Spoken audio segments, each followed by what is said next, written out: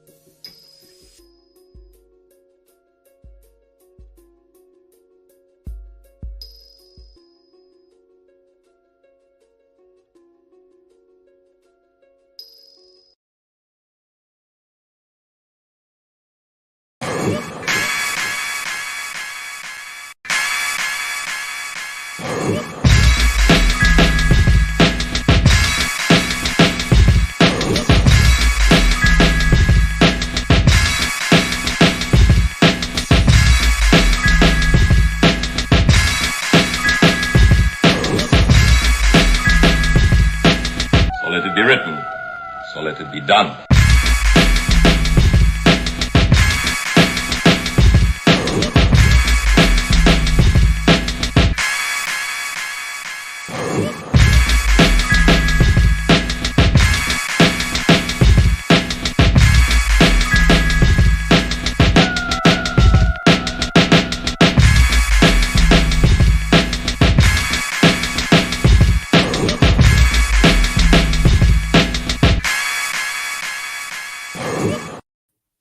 Hey, what's going on, everybody? Welcome to Heritage Hip Hop Podcast tonight, where we not only do we introduce you to your future favorite artists today while celebrating people who've held this culture up, we celebrate the producers too. That's right. Producers get love on this show too. And right now, we're having some technical difficulties with our guests. We're trying to get them on. So please bear with us right now as we're trying to get everything done correctly. As of right now, my name is Karev. I'm the representative of Heritage Hip Hop you have with you tonight. And tonight we're going to do something special by talking to one of my brothers who does hip hop from his heart and serious, very serious with his craft. That would be Stan Ipkiss of Headphone Therapy. You know, before we get on and talk about things with Ip, I'd like to say thank you for joining me tonight. Please read that screen down there. Hit the like button, comment, join the conversation when you comment, and share the video. Please subscribe to heritagehiphop.com and hit the channel, the bell for all notifications. And also, most importantly, if you like to donate, $ Heritage Hip Hop for on Cash App is our donation link. But besides all that, peace to everybody out there, man. How's your day? I'm having a very, very stressful work week myself, but I'm here with y'all, and that's what's good. You know what I mean? We have new albums out and great music to listen to right now. I don't know what is everybody listening to right now, but I can tell you I have 3 albums worth checking out right now. Number 1, check out Stress from Me to You. Check out CF, Jegna, and check out Reaching Nova Timeless. Those are three projects that you may see in a certain award show come August. We don't know yet, but yeah, just stay tuned to the Heritage Hip Hop Award show coming this August. This will be the 7th one. We still haven't gotten it done in person yet, but it is coming.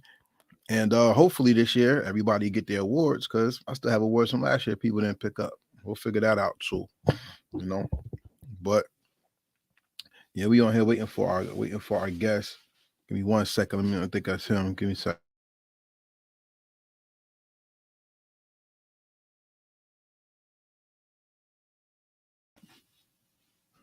Right now, we're just trying to get everything together, ladies and gentlemen. Please bear with us.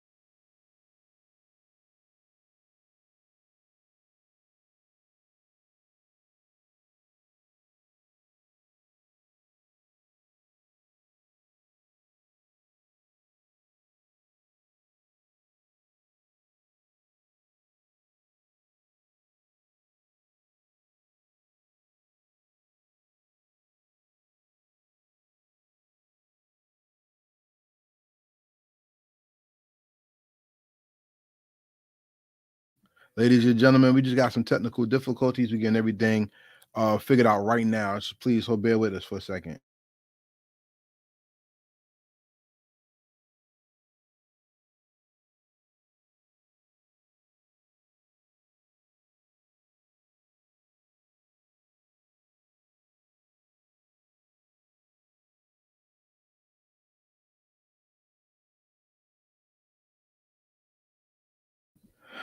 All right, folks. So once again, we had some technical difficulties, but not only do we fight through the technical difficulties, we make sure we bring y'all the best content when it comes to hip hop conversation.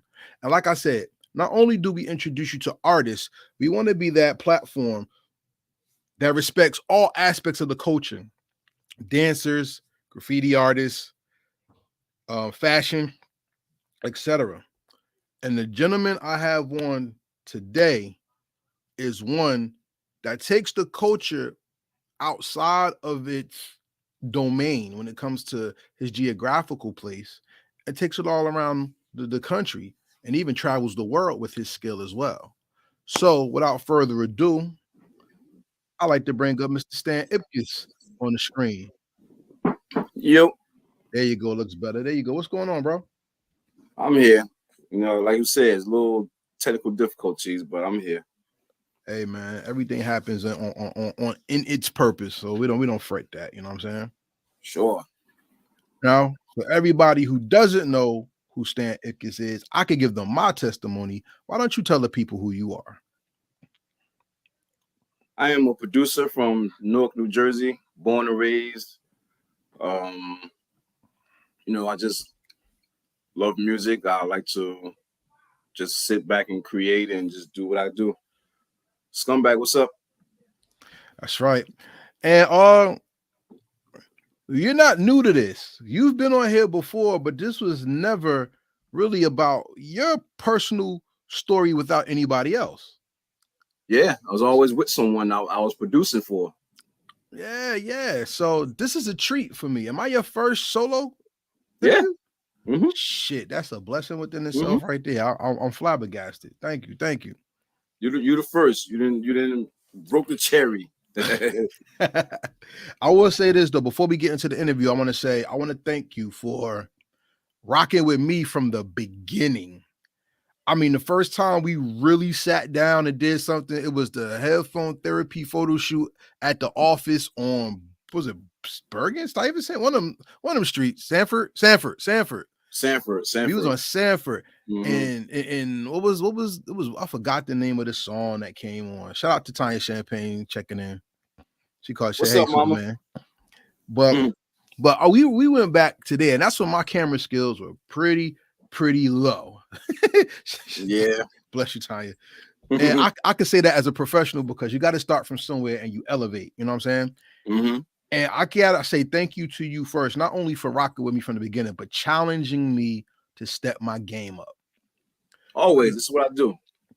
Yeah, even as a producer, I always challenge people to come out of their comfort zone. And I'm happy you do that because now you're taking your own advice. And that's where a lot of us get things wrong. We give people our opinion, not knowing that whenever you point the finger, you got 3 pointing back at you, which means you got to do for self as well.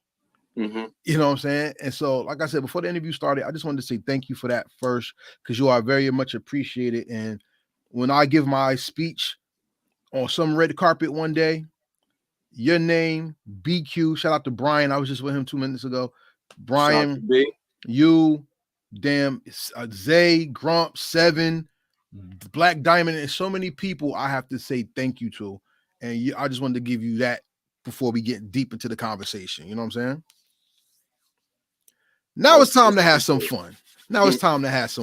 So everybody knows you're a producer. For those of y'all who don't know, we'll get into his work in a minute. But right now, I want to ask you a question. What is music? As far as what? I'm asking you. To me, is a feeling, is a way of life. Is the reason I'm still alive today. Is why I'm not in jail. Is why I'm not on the streets. It's why a lot of people are, here today because music saves lives as well as, they bring back memories. You can hear a note and it'll bring back a whole memory to something. You can hear a song and it'll bring it back to a place where, something magical happened or anything like that. Music is life to me. It's we have a heartbeat, it's life. So we all move to music. We all move to rhythm. So that's what music is to me. You know what's funny about music? Music is one of the few expressions that borders all a language and a science at the same time. Mm-hmm. Because when you hear music, music can speak to you, right? And also, music can bring harmonies and other mathematical and scientific equations into your body. So to be a musician or a producer, you have to be some type of an alchemist to me. Because wherever that gift comes from, I don't know how y'all brains are wired where you can say, I could take this sound, I could take this sound, I could do this, I could do this. That's a superhuman trait. When did your superhuman power first exist within you, not you showing your talent? I was told I was about 3 years old when I first started playing the drums. I can remember always loving music, like from day one. As far back as I can remember, music has been a big part of my life. I've been raised in a musical family where everybody in my family has a musical talent. My mother, my grandmother, my uncles, they were in a gospel group. I used to sit in the front row and watch them do their thing, and it just always spoke to me. So I know I would say back then I would never think that I would be doing what I do now. As far as making a whole production, anything like that. I just used to like to play the drums back then when I was younger. And here I am, a fucking producer. That's amazing though, because we would always see in the diaspora, music was the saving grace of God's people. And it was because of the drum, it was because of the beat, it was because of the message within the music itself that brought people to survive gross atrocities that we still deal with today. Right? Mm-hmm. And when it comes to music being inside and outside of us at the same time, the question I have to ask you is, what did music feel like besides you doing it? How did it introduce its feeling to you, not just you learning of it? Introduced its feeling. I gotta say this. When I first felt music, I'm trying to put it into words because you can't really put it into words. When the words you want to speak, you speak it through music. Like I'm an introvert, so I don't really speak too much. I speak through my music, so I can't really explain how music felt to me. All I know is when it hits you, and depending on your gift, your talent, or whatever you were meant to do in life, music is going to do something to you. So what it did to me was it never left my soul. So again, from childhood to now, music has always been a big part of my life. From my family to the people around me to me always wearing headphones, like some retarded kid. That's just me. That's just me. I am music. Well, I will say this though. Music is a religion too. And I'm not saying when I say religion, I'm looking into it as the purest form of religion. Your religion is your daily practice that you do subconsciously, not even consciously. Like if you smoke weed all day, your religion is weed. If you read, your religion is knowledge. If you create music, your religion is the perfect marriage of creation and harmonies through the ether that we call the universe or you call God, right? And for me, music first hit me when I met Michael Jackson. No, I ain't really meet him and shake his hand or nothing. But when I first heard Michael Jackson's voice, that's when for me music became alive. Because as a young man, we had MTV. MTV didn't play black folks. So when Michael Jackson came on the screen, it was like, oh, who is that? And that's when music started to open up to me. And then I listened to everybody else. As a person who was already creating music by hitting the beat and had music in his soul, is there an artist that made you open up to want to know more about music than what you experienced in your life at that time? Really? You just said him. No, but I want your story. Yes. Michael motherfucking Jackson. So I still remember oh my God, I was so young. I was so young. My mother had Thriller.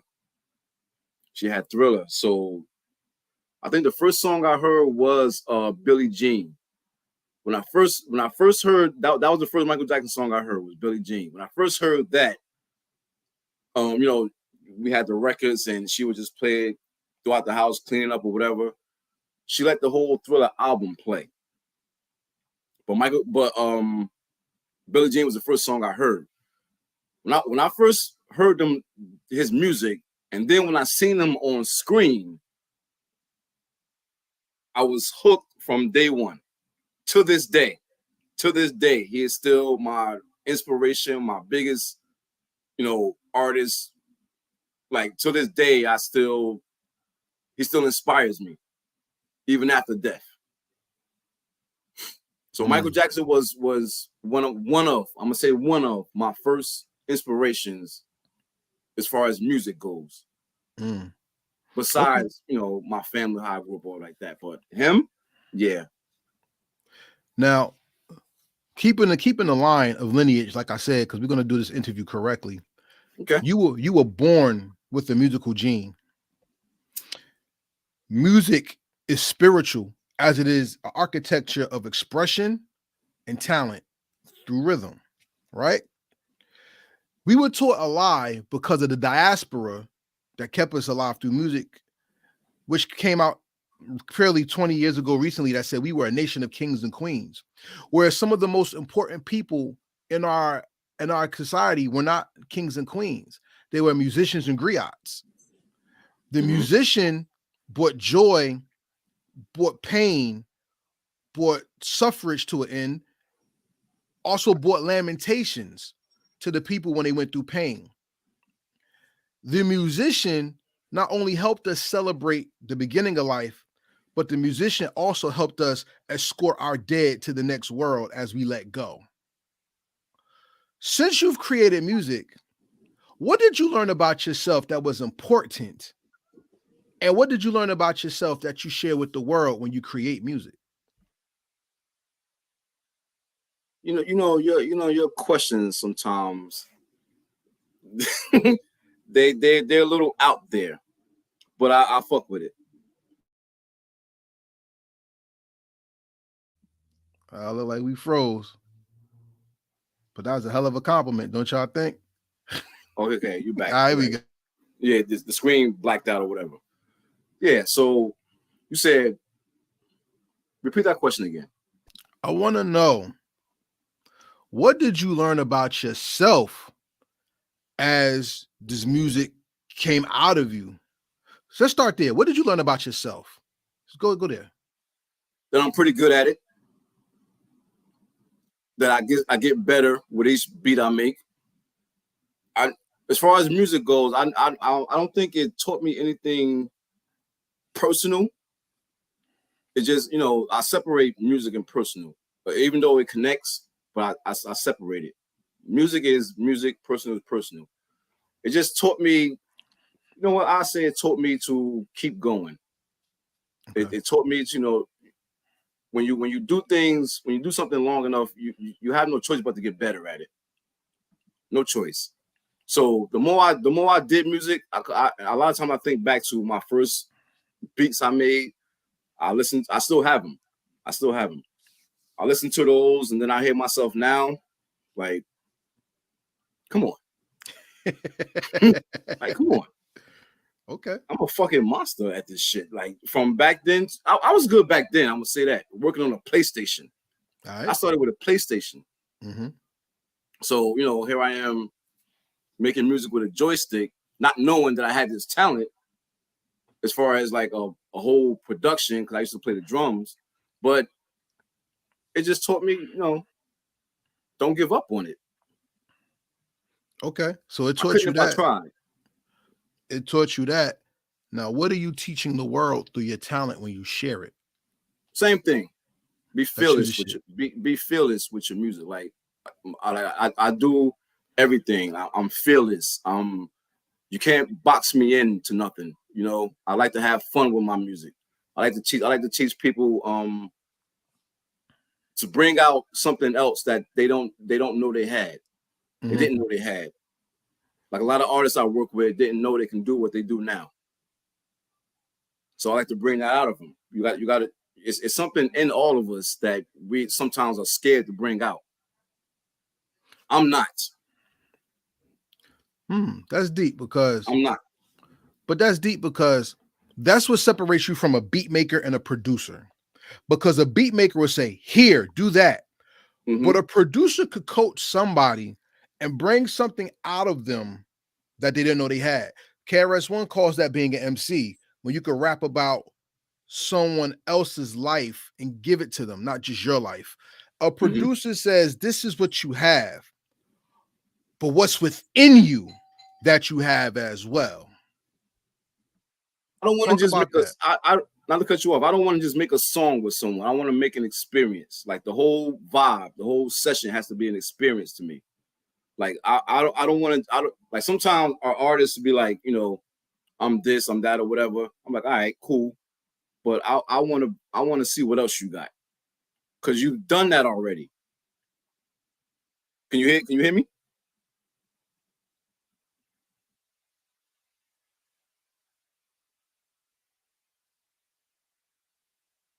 I don't know what's going on in here. Brother Ip, are you there? You there? You can't see me? I hear you now. Yeah. Okay. Can you see me?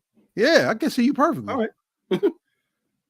So I was saying, when I'm with an artist in the studio, I don't want to just mix something they've done before. 9 times out of 10, they I hear their music. All right, cool, it's dope or whatever. But now I want to do something else. I want to see what else you got. You done this already. Now let's try something else. Let's see. Let's push the limit, or your limit, so to speak. I don't like when artists tell me, "Well, I just want to do this. I just want to do that." Not coming to me. Not coming to me. We're gonna go out there. We're gonna try something new.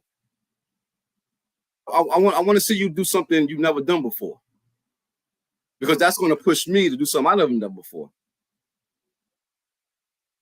That's pivotal, because that's called the yes man syndrome. Yeah, that's great. I'll just do that. Yeah, that's great. I'll just do that. Yeah, it sounds good. It sounds good. Nah. But just like the best recipes come from time, effort, and you got to take the taste test. So does great music. It comes with, say that again. Let me add something here. What do you think about that? And that input is what makes an artist an artist. Throwing shit on the wall does not make you an artist. That makes you a fucking disaster. But taking time to craft and to mold and cut something beautiful out of a blob and make it into a sculpture, that's a precision in the art that most people take for granted. Do you think, when it comes to music in general, not just today, but in general, do you think the lack of sculpting is why people feel a lot of the music tends to be soulless or lifeless in our communities today? Let's go to today. I think there's a lot of dick riding going on. Like, everybody wants to be like what's out now. Nobody wants to be this. I lost you again. Can you see me? I'm here, bro. Okay. For whatever reason on my end, the camera keep going out. But yeah. Yeah, it's a lot of dick riding going on. Like everybody want to jump on waves and just do whatever they see out there instead of being themselves. Here's my thing. If I see somebody do something, I'm automatically want to do the opposite of that. You know, like okay, you did the trap, you did the this or whatever. I want to get away from that because it's been done. It's been done already. It's out there. It's been out there. Let's try something else. Let's break the mold. Let's do something different. Do like T-Pain was saying, do something else. We've heard this shit already. Do something else. Especially coming to me again. Like when you come to me, don't expect me to follow a trend. I'm not that dude to be following people. I like to.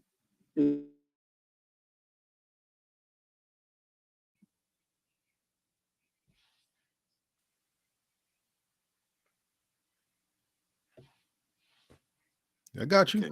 You're not the guy who wants to follow trends. Tell me more. Again, like stop being a dick rider to me.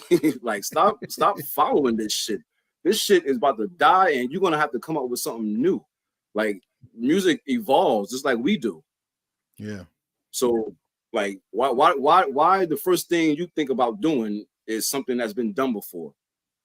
Why are you being a follower? That's very interesting that you say that. Shout out to Stress that's in the room. What's up, my brother? That's very interesting you say that because I kind of want to jump around now. With the formation of AI technology, people are going back to the past now instead of bringing something new to the table. I don't know how they've been doing that. We've been doing that. Not like now, because now it's very egregious. Because for some reason, nobody's letting Biggie and Pac go, and Biggie and Pac are coming back real strong now, right? I think it has to be some type of ploy going on, a money grab or something. Shout out to Doggy Diamonds because he talked about that. And I've heard New York State of Mind with Biggie saying the lyrics, and I've heard Shook One's Part 2 with Biggie's voice. Mm-hmm. And the cloning technology is not only taking the voice and masking it, people are using AI to make music, but the robot doesn't have a soul. Why would people, in your opinion, want to copy soulless material instead of speaking from the art that God put within them in the first place? That's a question I don't have an answer for. That's people. I don't know. Like I said, it's a lot of dick riding going on. It's a lot of copycats. It's a lot of wannabes. You know, I've seen people do the same thing their whole career.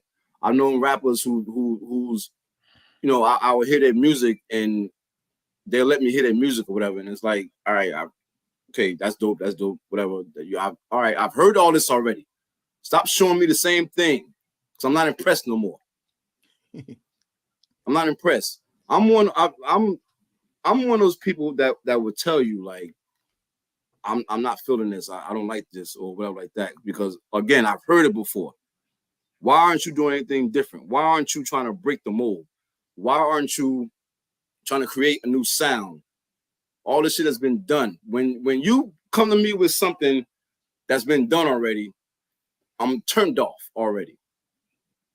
I'm already like, all right, we gotta do something else, because why you keep doing the same thing?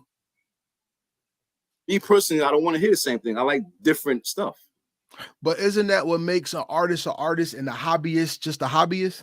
I think when it comes to, especially what I've been introduced to in New Jersey, we have a lot of hobbyists that call themselves artists. And while they are creating some type of art, I don't think I can't say this, I'm not going to say they're serious. I don't think they really want to go beyond either their city, their block, or their state. Some people don't understand that God made a world for us to interact with, because we're world citizens, not country citizens. We're world citizens. And people and music goes around the world. But it seems there's so many people that just make music to be cool to the boys or the girls club and not to the world that they live in. Do you think that applies to what you're saying? When people don't travel, then Not only that, but yeah. that's when that's to me what makes them stuck, when they don't go anywhere. When they just on the block, when they're what you call that? When you've been locked up and all you think about is being locked up. Oh God. It's not, is it desensitized or? Now desensitized means when something happens, you're used to it so much that it doesn't affect you anymore. Okay, same shit, whatever. Okay, yeah, we use that. Yeah, we can go with that. But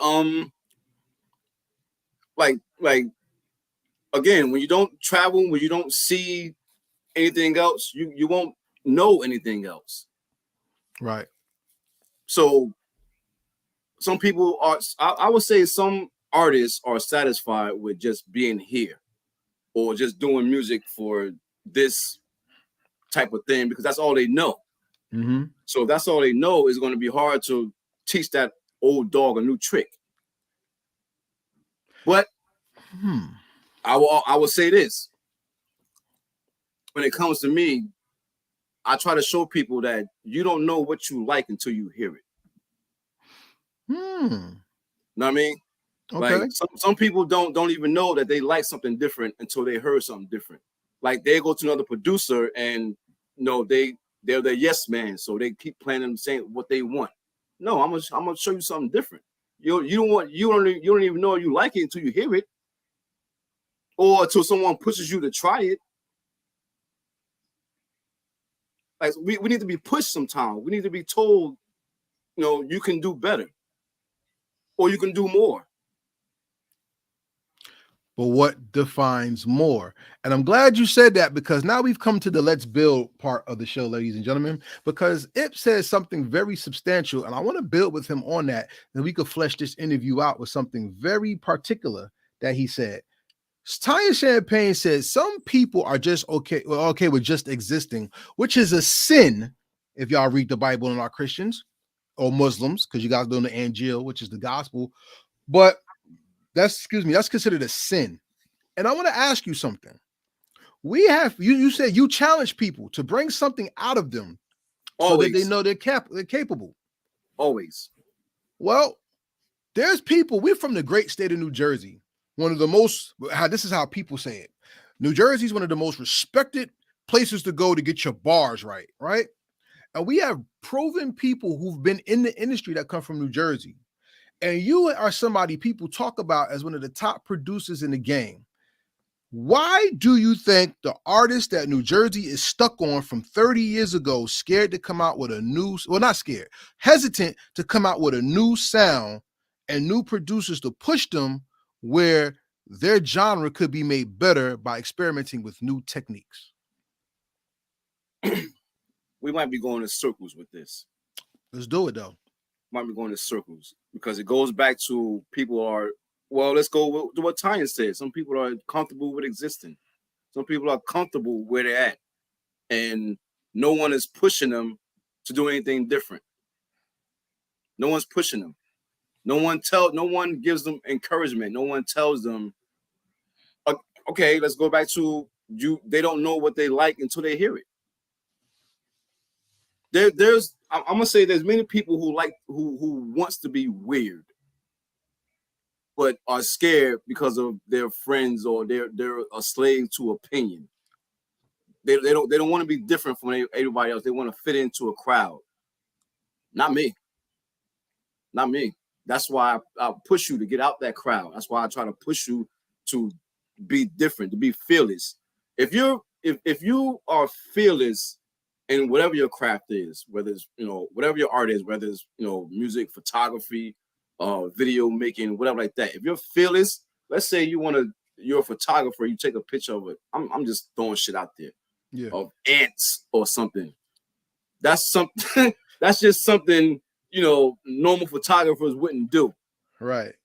You know what I mean? Just something normal photographer wouldn't do. But everybody want to take pictures of trees and the normal shit. Someone standing like this, just normal shit. But there's a whole world out there for you to photograph and to capture and all that. And no one likes to leave from their block. Everybody's so hood. Everybody's so hard. Everybody got to be like everybody else. It's shoved down our throat by mainstream. That's another problem. Mainstream media is shoved down our throat. And the ones that are comfortable with existing, they feel like that's what they got to do in order to make it. That's far from the truth to me. Far from it. How are you going to stand out if you're in the crowd doing the same thing everybody else is doing? That's a great point. Salute to Boss Willis. What up, Miss Ipkiss? She said egos are the problem. And Tanya Champagne said, and a lot of them are afraid of change. Taking chances can mean rejection, and that frightens people more than anything else. But see, and that's why I wanted to go with it, because not producing is a rejection, though.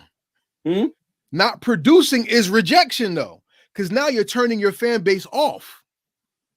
You know what I'm saying? And if a fan base will grow with you, they'll go through the growing pains with you. But also trying something new can bring you a new fan base that you never even knew existed. I agree.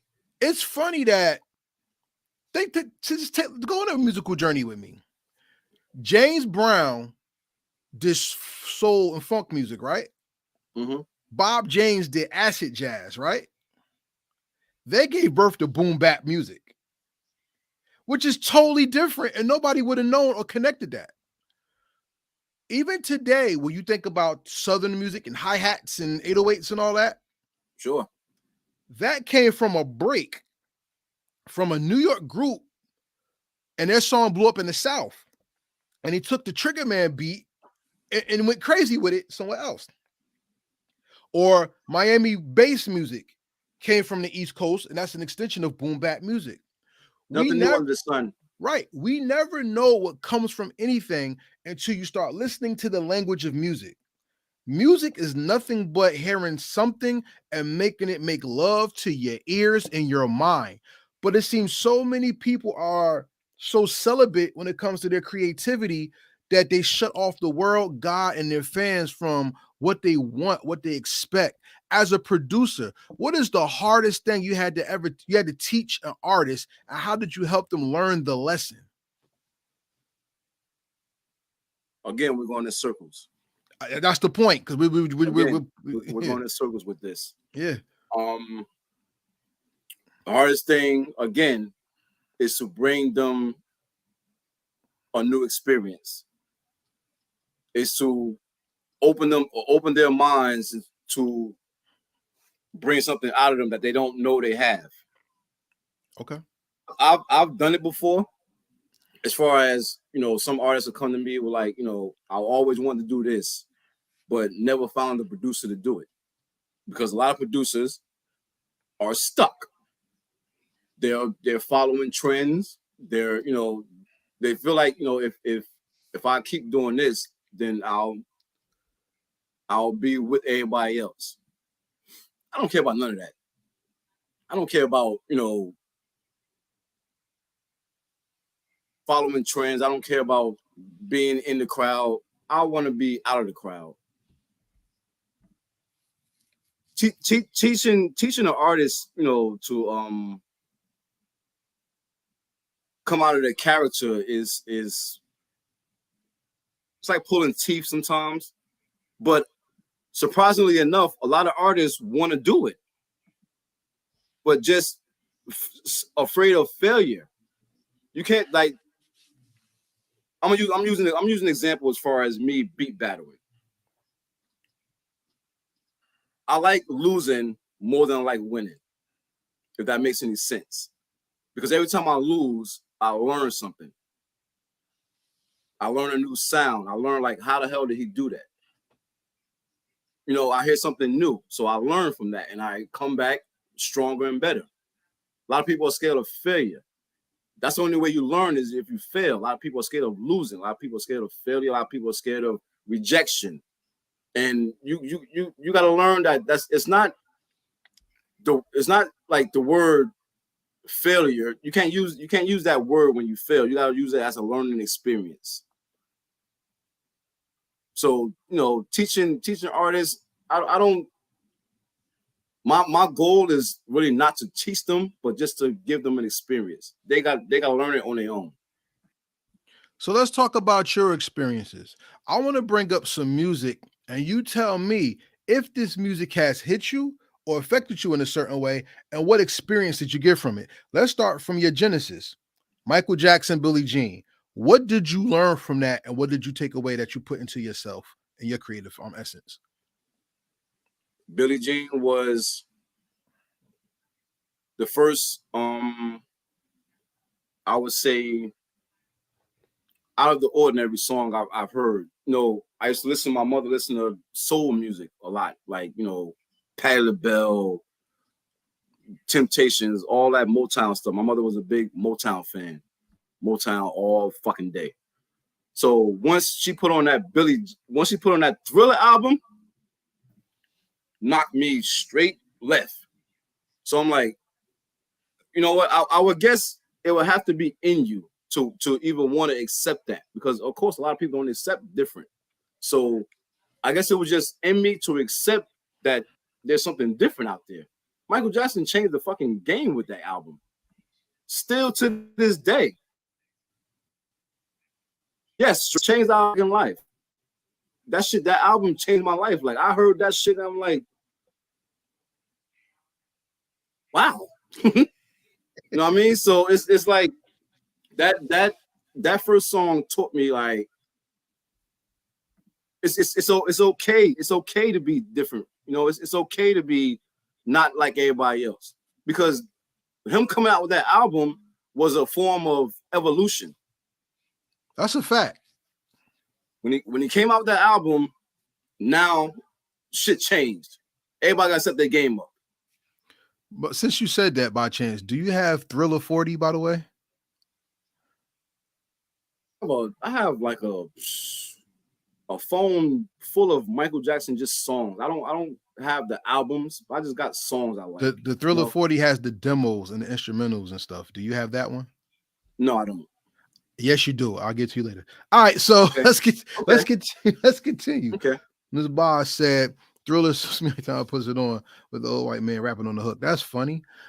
Well, let's continue with that. So we give Michael Jackson the credit for that. Was it Quincy Jones that woke you up then, and not Mike? When I learned about artist and producer, because back then I'm young, I'm like 5 or something, whatever. Yeah. So I'm just thinking it's him and all of his stuff. So when I learned that there's an artist and a producer, when I learned that it was Quincy, sure.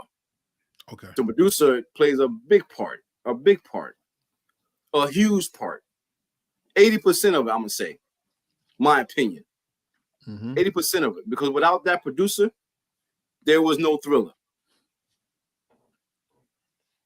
Without Quincy, there was no Thriller. You can give Mike credit, of course, because he accepted being different. Mike was different from his brothers, but Quincy, there wouldn't have been no Thriller without him. Okay. There wouldn't have been Off the Wall without him. Okay. So as you develop from Michael Jackson, I'm a Prince fan myself. I like Prince for the simple fact Prince's music is very intricate, instrumental wise. I give Mike all the credit in the world. People say who's better, Michael Jackson, Prince. I don't really care. What I appreciate about Michael is musicality as a whole when it comes to vocalization. And Mike has layers in his songs that his voice just kills. Yes. When it comes to Prince has the orchestra thing to it. And it's not really his vocals, it's the structure and where the notes are placed that make Prince so dope to me. Like Prince, like Michael Jackson is James Brown, Prince is like Miles Davis. It's two totally different intricate things, and you can appreciate something about it that it just goes so many ways. Prince is Quincy. He's a musician. Okay. Prince. Here's how I separate Michael and Prince. Mm-hmm. Like you said, Prince. Michael is more James Brown, where you're the front man, you're the artist, you know, all that. Mm-hmm. Prince is the musician. He makes music. Mm-hmm. Like he makes the music. Mm-hmm. Mike. I seen an interview where Mike says, when he think of something, he'll start beatboxing it, but he can't really play the instruments that well. You know what I mean? So he'll beatbox it, you know, of course he'll write to it, whatever like that, but he'll have other people make the music. Prince plays all those instruments. All of them. Of course he had, you know, the revolution, whatever like that, but there would be no revolution without him. Because I'm sure he's guiding and producing his music. So I have like the same respect I have for Mike, I have for Prince. Like those two back in the 80s, untouched to me. So then sonically, can you give me another artist from other genres who musically opened you up and taught you something new that challenged you not to stay in your box, but to open your box up and let new things in? Timbaland. How so? Who sounds like Timbaland? Nobody. Timbaland put a baby crying in the beat, which fucked me up. He puts like weird sounds, like he put coughing and whatever. Like that's Timbaland to me is all right. Mike inspired me musically. Timbaland inspired me as a producer. Interesting. As a producer, Timbaland inspired me as a producer. Whereas though he came out with the whole different instrumentation with his music. To me, he changed instrumentation. He changed using how you use sounds. You know, everybody use regular instruments or whatever. He used anything he can find. So for him being fearless with his creativity and him being different, that also inspired me as far as producer. You can do anything you want. You can be fearless with this shit. You can be different. You can change the fucking game. Timbaland ain't come out sounding like everybody else. Timbaland came out sounding like Timbaland. So Quincy, Prince, and Timbaland would be your top three that has influenced you? Yes. Okay. Let's not forget Mike. Let's not forget Mike. Mike. Yeah, Mike's not really a producer though. That's the thing. But we'll put him in there because he was the artist. You know. You don't have to play instruments to be a producer. I understand that too, because look at We Are the World. Mike did that. Mike, you know what I'm saying? Yeah. Quincy producer, but Mike did that. Mike and Lionel Richie wrote that song. Yeah. And if that's your top three, let's take it to hip hop now. You got an innovative revolutionary. You got a man who plays the instruments to create his sound, which is revolutionary. And you got the man who put any sound together that he thought can make harmony. That's revolutionary. The revolution is not only within your mind, it's also within your ear. What artists have you worked with?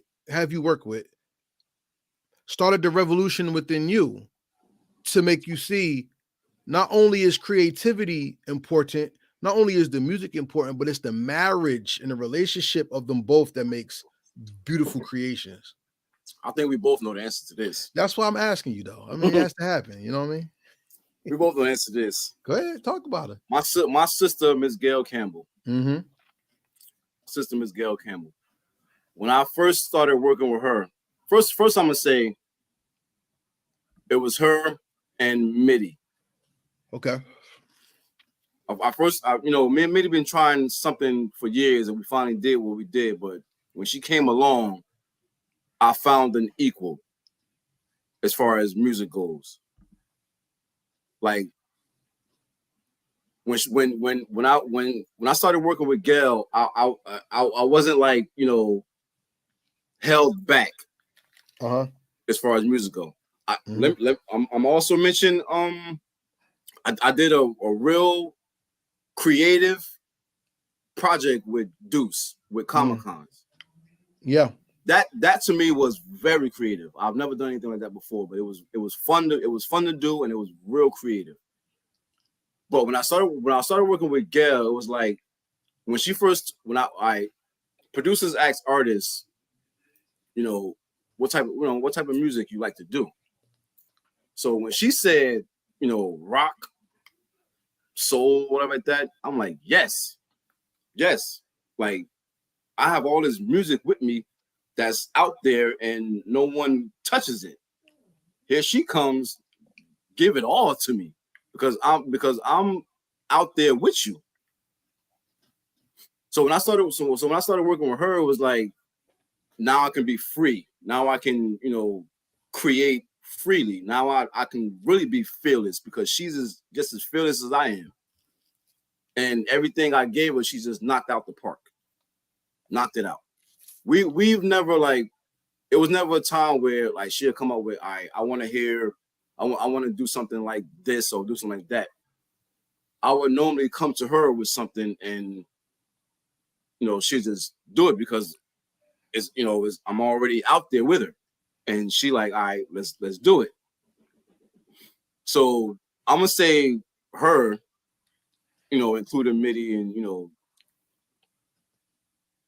it just expanded me more. Like now I have this artist who's willing to go out there, jump out the window with me. Now I can jump out more. You want to do different genres? We're gonna do some different genres. Now that's pushing me to go different. Even though I'm already that way, now I can do it more. Yeah, that confidence and compliments come with experience. Because until you experience something, you never know how good it can be or what you can learn from the mistake that makes something valuable. Like I'm sure there's a beat that you started that you was like, what the hell is this? But then that beat kind of turned into something different later. Am I correct? Always. Okay. Always. Every beat I made started out another way, and because I'm so eclectic with music. When I start a beat, I started 5 different ways. Sometimes I will try to merge them. Sometimes it will start off this way and end up the other way. But it's always me starting something one way and end up something different. How about this? You know what makes me enjoy your music so much? Your wife. Yes. She is one of the best hype people, managers, whatever you want to call it, co-producers, whatever you want to title, how you want to give her besides Miss Ipkiss, she's earned that.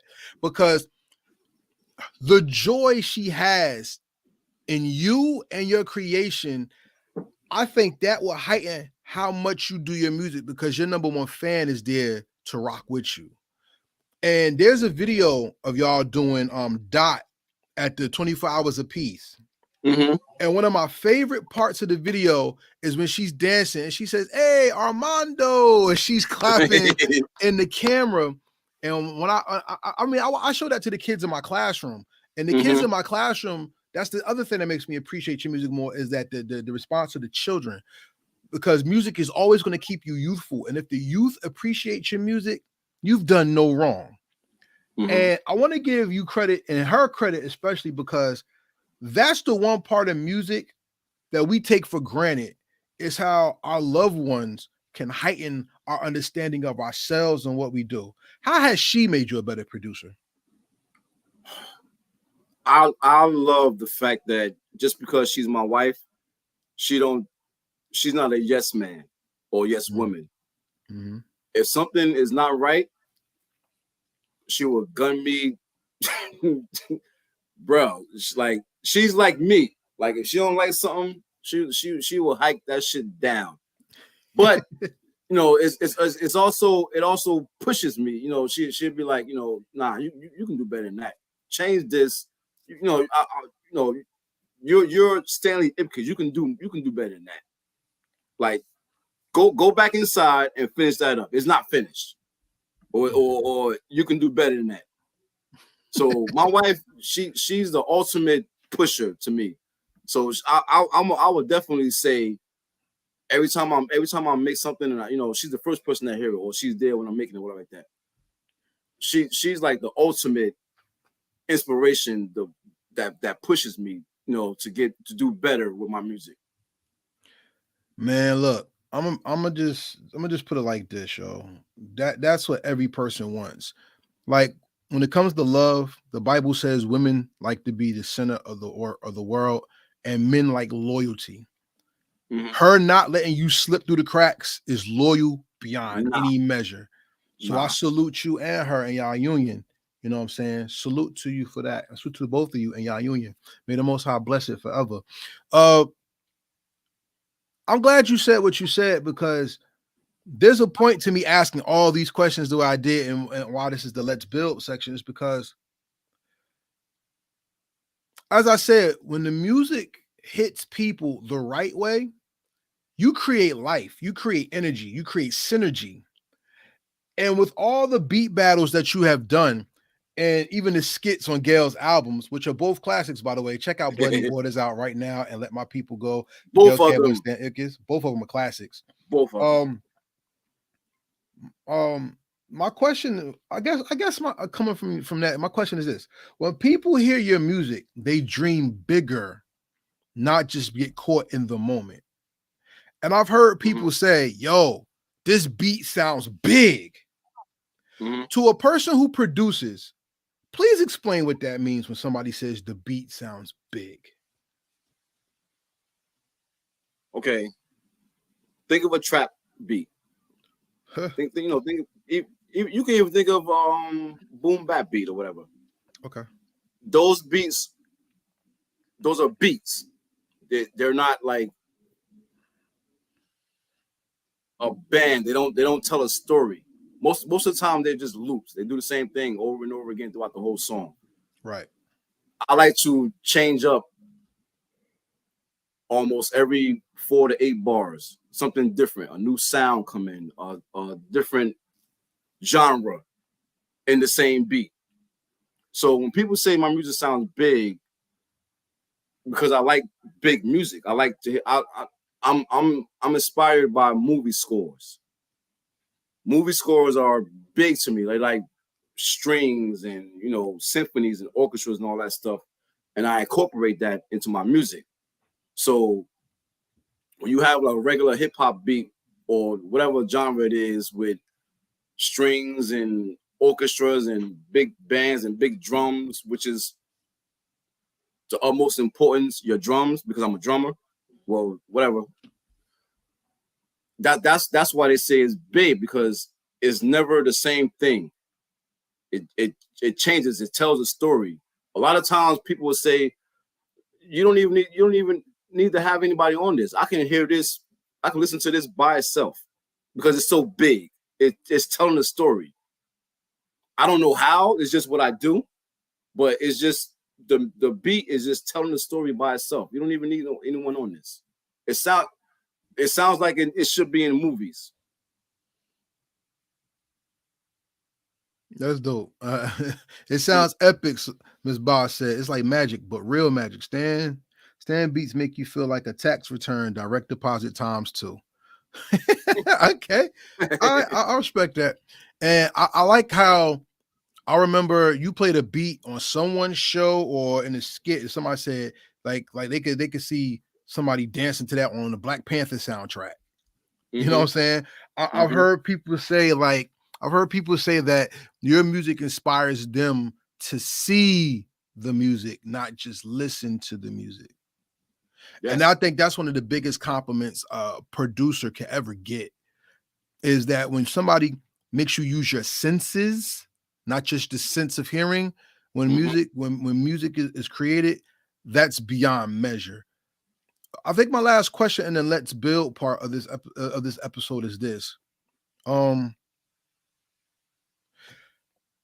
Big music leads to big projects, big ideals, and everything. But if your dreams aren't big, then you're not really dreaming. You're just pacifying a goal. What's the biggest thing that you did that scared you and made you check yourself to know that you're on a path to greatness? The biggest thing I did musically that scared me, Yes. to let me know that I'm on the path of greatness. Yes. The biggest thing. I'd say right now, when I was in Miami battling against producers all over the world, I wasn't scared because I'm never scared when it comes to battling. I want all the smoke, all of it. So when I was in Miami and battling against producers from all over the world, and I'm just thinking to myself, it's the biggest thing I've ever done. I didn't get scared. I was just like overwhelmed with a new level of where I was at because I made it to the finals. I didn't win, but I made it to the finals with hundreds of other producers. So the fact that I made it that far, it was like a new experience to me to be this high up in my career, battling against producers from all over the world. So it was a new experience. It was a new feeling, but it didn't so much scare me. I don't get scared when it comes to music. Like I accept all the experiences, all of it. So that's why I'm like fearless when it comes to anything music, because I want all new experiences. I'm still a student to me. I'm a student still. I'm always learning something. That's why again, it's weird that I like to lose more than I like to win. Because I'm always learning something, which helps me and my music to grow. I hear you, but yo, he got trophies. Don't let that losing shit. Don't let that losing shit come out like his man. It's hard to beat. Trust me, it's hard to beat. I'm not going to sit here and say I would never sit here and be like one of those people like I'm the best this and I'm the best in Jersey or I'm all that shit like that. But because of course I've lost many times, but I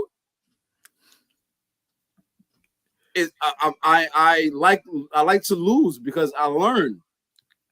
When I lose, it's never like a problem. Like, okay, all right, I learned something. I respect it. You don't like to lose, but you do like the experience in the competition. Sure, we'll put it that way. It ain't the losing, but sure. I got you. Hey, we want to clear this up. We're good. I'm gonna say most of the times that I lose, I'm gonna say like maybe half the time. I'm gonna say half the time because I won a lot, but I'm gonna say half the time when I lose, a hell of a lot. So yeah, a hell of a lot. I have a bin full of trophies of ass whoopings I didn't do. So, awards, even some of yours is in there. What was that? Yeah, losing. Like I'm not afraid to fail. I'm not afraid to lose at something. I'm not it don't scare me. I'm not scared of this journey. I accept everything that comes with it. I respect that. Because we can't finish the let's battle. Sorry, the let's build part without the battles. What you want some smoke? Hell yeah, I want smoke. Hell yeah, I want smoke with everybody. You've seen that already. I know. But what I want to say is one part of hip hop that we take for granted is the producer. We always talk about the rapper. We always talk about what they're wearing. We always talk about their money. But the engineer, the beat maker, and the producer are the most slept on parts of hip hop. What do you think we can do to help change that? How are you helping to pioneer the change of that? Change what? The loss of respect or the admission of the importance of the producer, the beat maker, the engineer, something of that nature. Well, I try to when I first like kind of moved myself to the front, so to speak, or whatever, because I was always the type of person I don't want to be on camera. I don't want to be seen. I'm just making beats or whatever like that. So I let everybody else. I'm still that kind of way now, but still, I want people to know who the fuck I am. So me and my wife, we put on our first beat battle to help producers showcase their skills or whatever. We did sample challenges. Of course, we're not the only ones doing it out there, but in Jersey at that time, we didn't see anybody else doing it. I'm sure people have done it in the past, but since I've been doing music, I've never seen it. So we like, all right. At first, I was like, all right, well, where all the beat battles at? Where all the producer events? What's for the producer? So we threw the beat battle, we threw the sample challenges, whatever that. We were always fighting for the producers. We're still trying to get a beat battle at Lincoln Park Festival. They've never done it. So we're trying to get a beat battle happening there. We're just trying to give light to the producer, because without us, there is no you. So that's kind of our thing with giving light to the people behind the scenes. Don't stop there, because look, at the end of the day, if it wasn't for the beat, what the hell would most of us be doing in the first place? That's what I just said. I just said it. Yep. Again, to have a major beat battle at Lincoln Park Festival, which is one of the biggest things that happen out here. Like, come on, you got all these rappers out there doing the same thing or whatever. And we've seen and done that. Get a fucking beat battle at Lincoln Park Festival. Get a beat battle at 24 hours apiece. Ooh. Tried that too. Didn't work out. Well, with that being said, we're going to conclude the Let's Build portion of the show, because that's a question that needs to be answered, and we can't answer that, but the powers that be. Take this interview, clip that part, and send it to them. Now let's get something going. Shout out to Queen Nevaeh that's in the building as well. What's up, Queen? No, I love her to death, bro. I love Nevaeh. Yeah, man. I fuck with Veah. And she's let me just say this. She's another one that I believe has more to her than what she expresses. Nevaeh's a dope artist. Facts. Oh, dope. By far. Dope. We trust me. We're working on something. Boy, I'm gonna bring it out. Let me tell you something. Not that I want to take this over, but just to sidetrack for 2 seconds. Do you think? We went to we had an event in Jersey City where I was one of the speakers and she was there.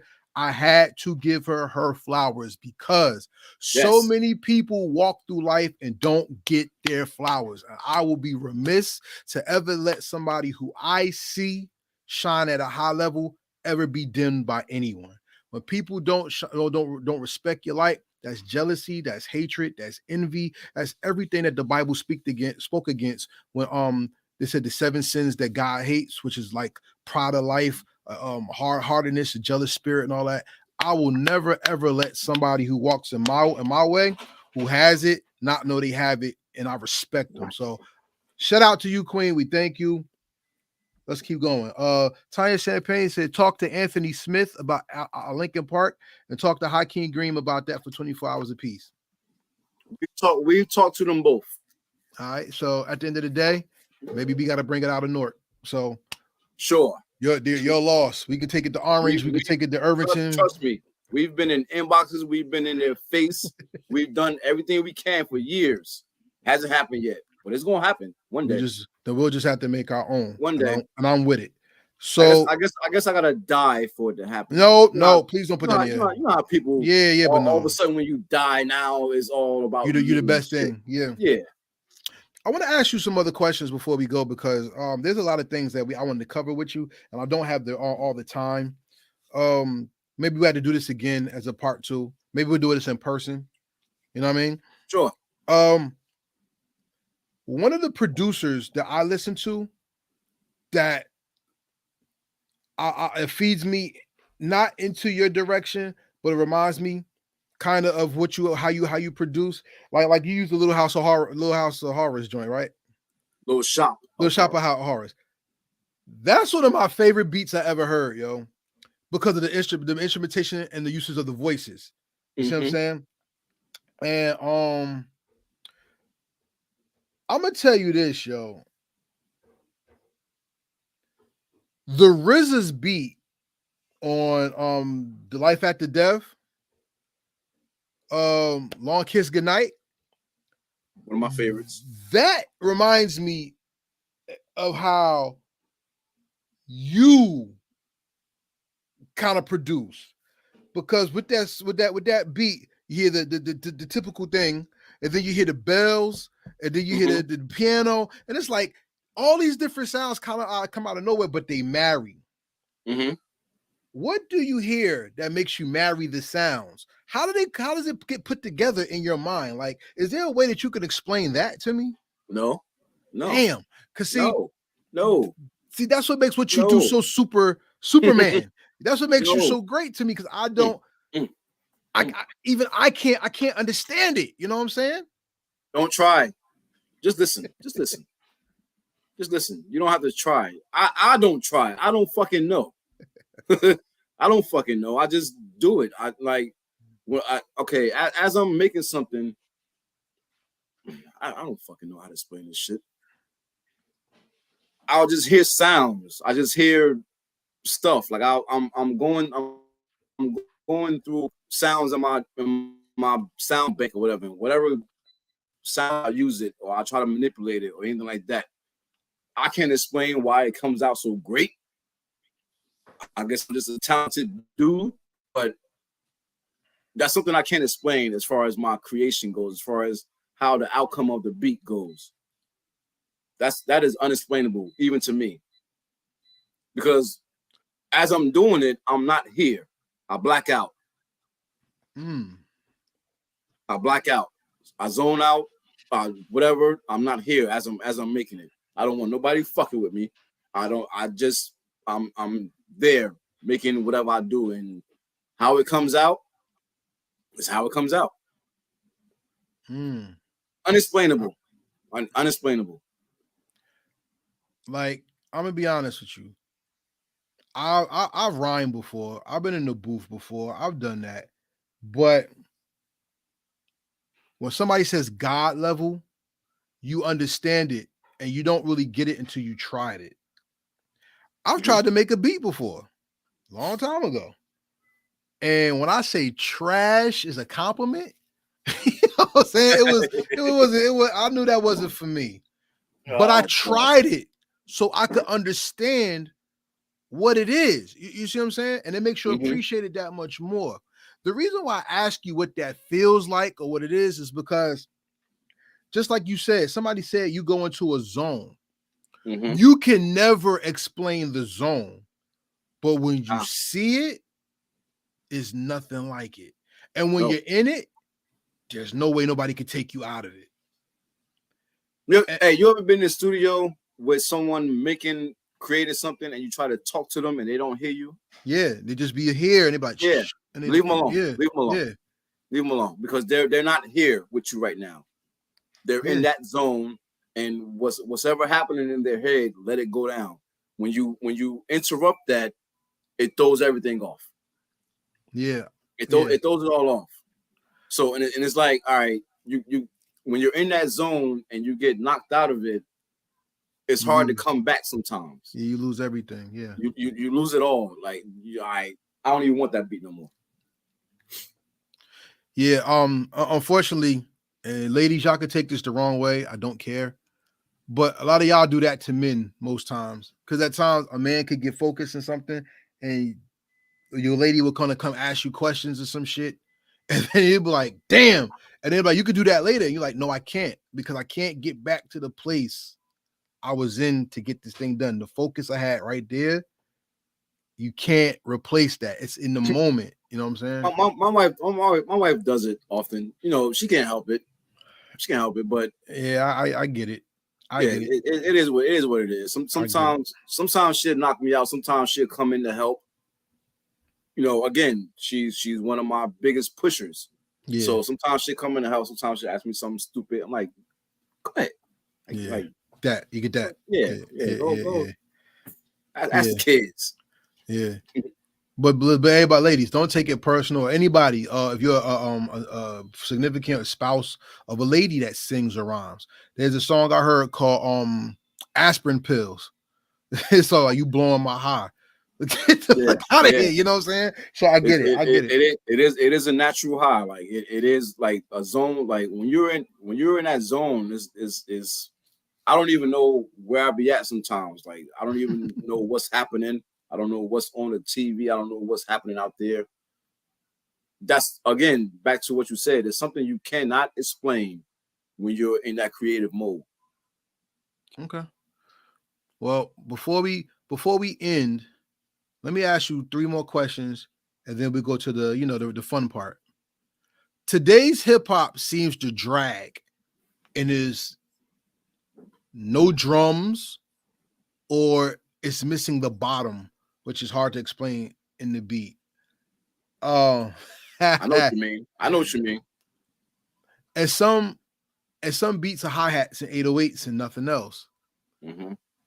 A lot of people say hip hop is missing something when it comes to the music. What do you think is missing in the music part of it as a producer? Work ethic. Some people just put together 2 or 3 instruments and that's it, because that's all these dick riding artists ask for. That's all they want. You listen to the music now, all it is 3 sounds and that's it. Are you a fan of the Derringer sound?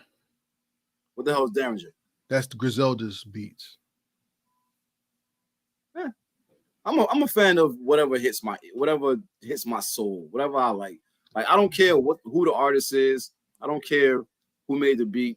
If it hits me, it hits me. If it don't, but today's mainstream music, it don't really hit my soul. Like anything I have on my playlist on my phone, nothing from today.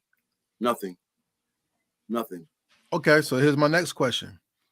Chuck D said the future of hip hop is overseas. Do you think Afrobeat saved hip hop and gave it a new leg to stand on?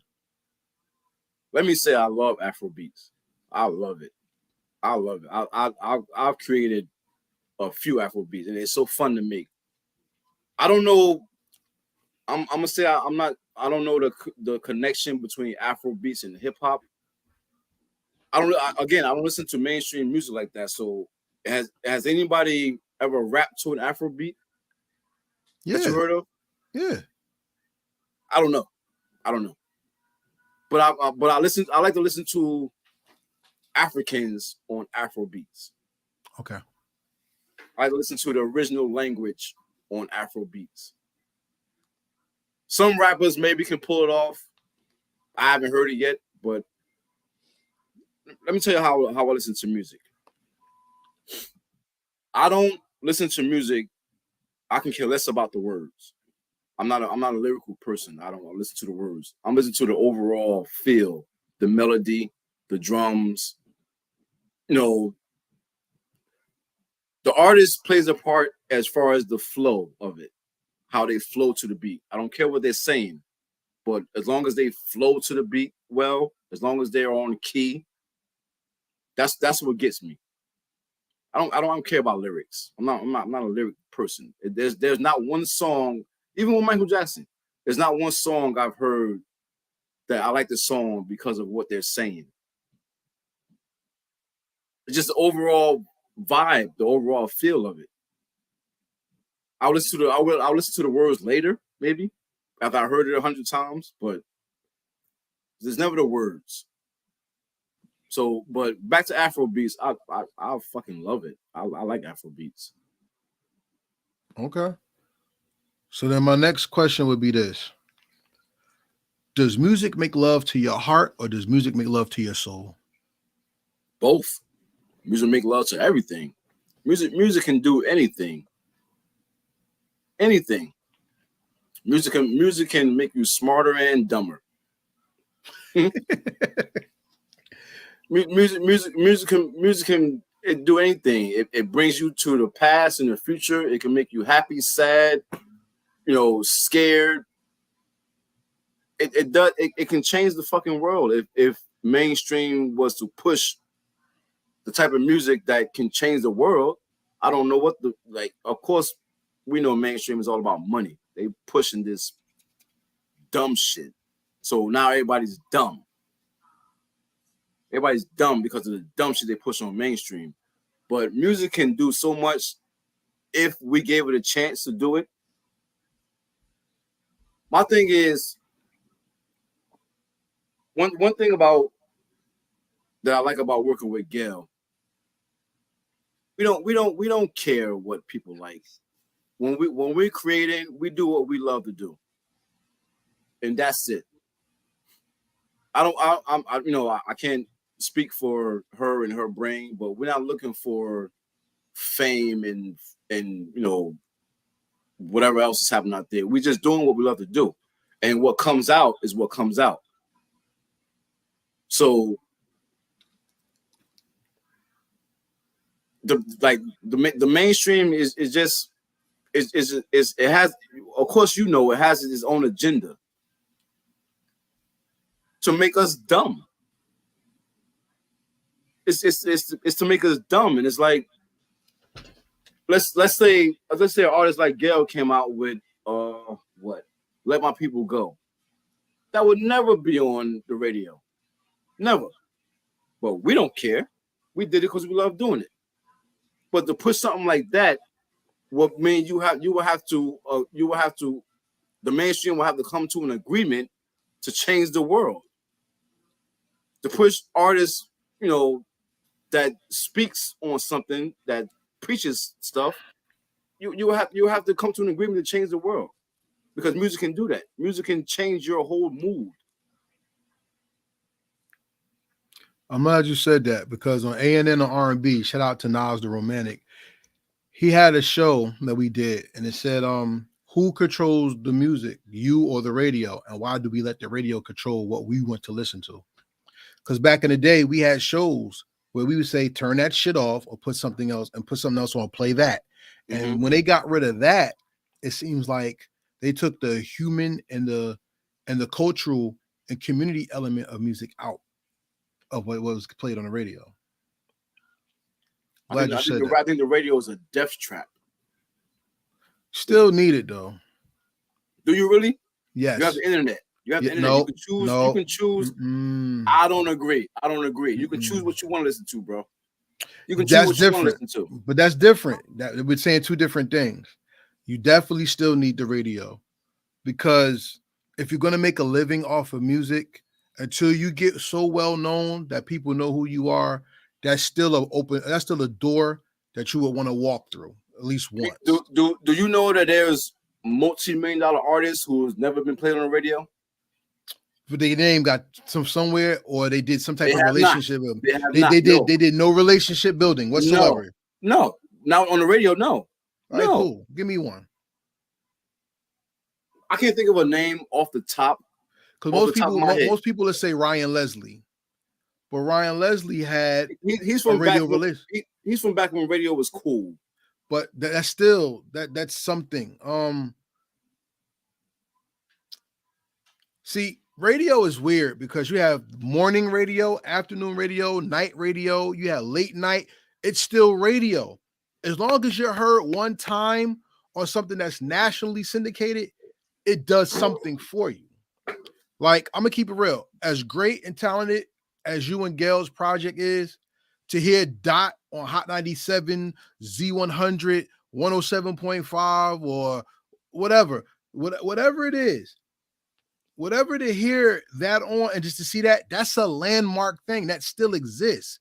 Even if you're heard on we said mainstream radio, I'm saying, but even if you go to internet radio, to be heard there, it's still big, because it's like we said, we want people to get out of their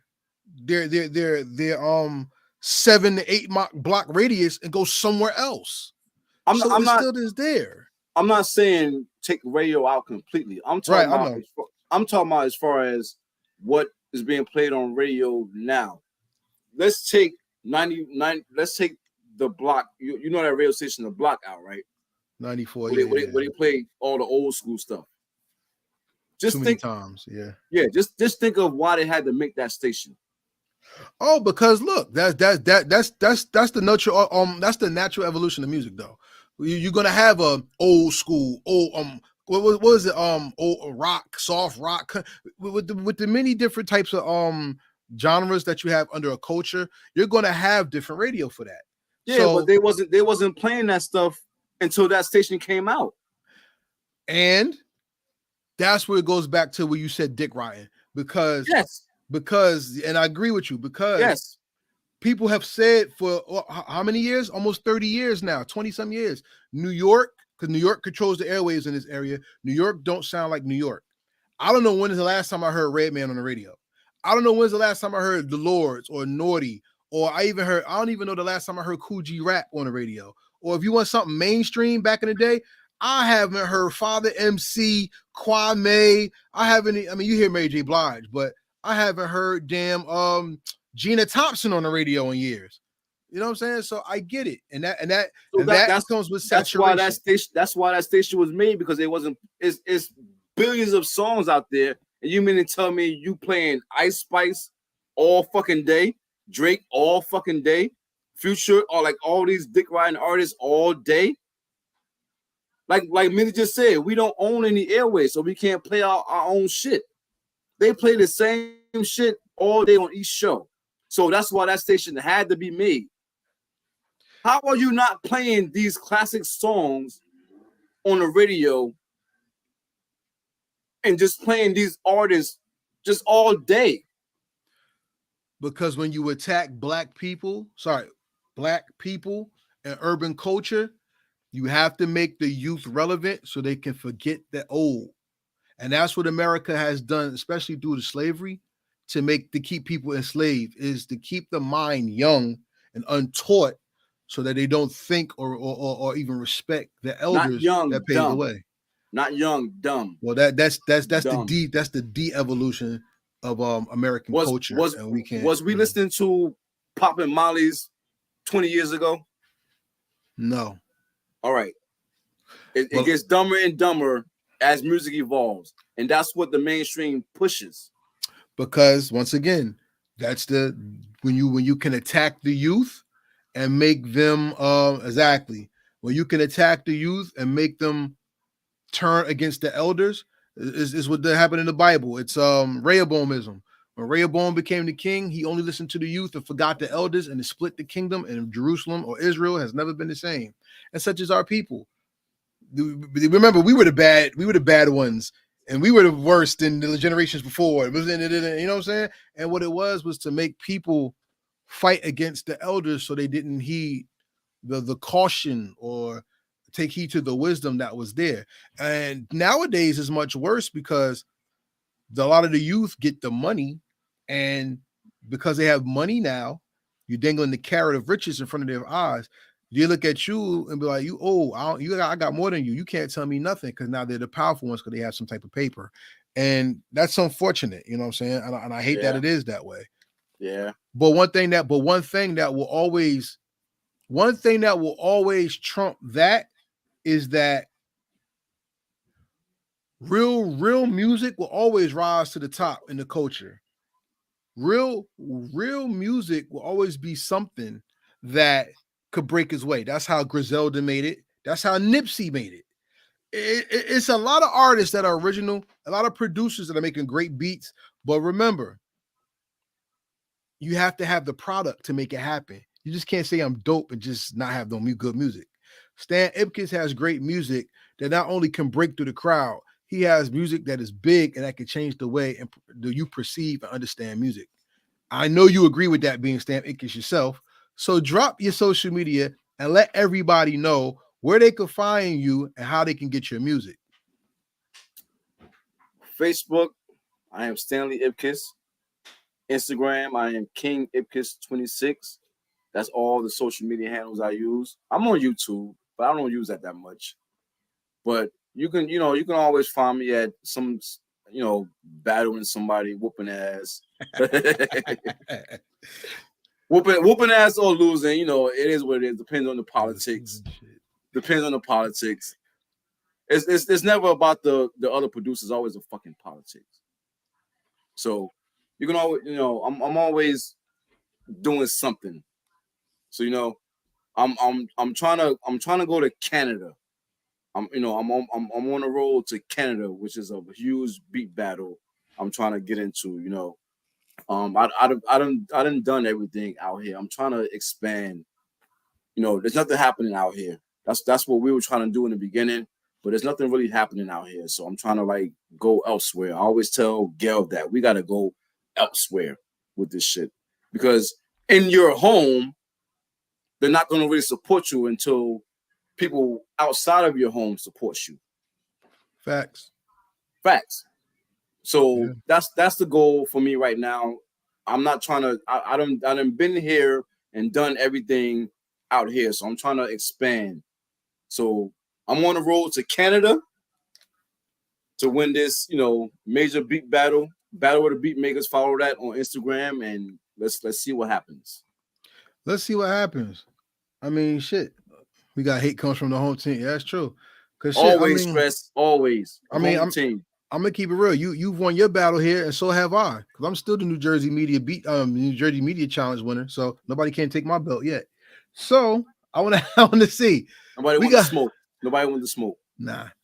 We got a question. What defines dope? Are you asking me that? Are you asking Ipkiss that? I want to know before we move on, if you're still there. The question was, what defines dope? Who are you asking that question to? I think that's a matter of opinion. Like, I would think something is dope and you may not. But you know what's undeniable? Real music. Because like, at the end of the day, what defines real music? Okay, he's asking me. He's asking me, what makes something dope? It's not popular opinion. I could tell you that. We have this conversation when we talk about classics, because Clark Kent just said on the Iconic Records interview about life after death, he said the Chronic is not a classic. Doggy Style is better than the Chronic, and that's a classic. All right, because the classic has no skips. All right, so that era of, well, this is maybe this and this is maybe that, that's not what makes something dope. That's called personal opinion. What makes music dope is what effect it has at the time it drops to what changes from it being allowed to drop.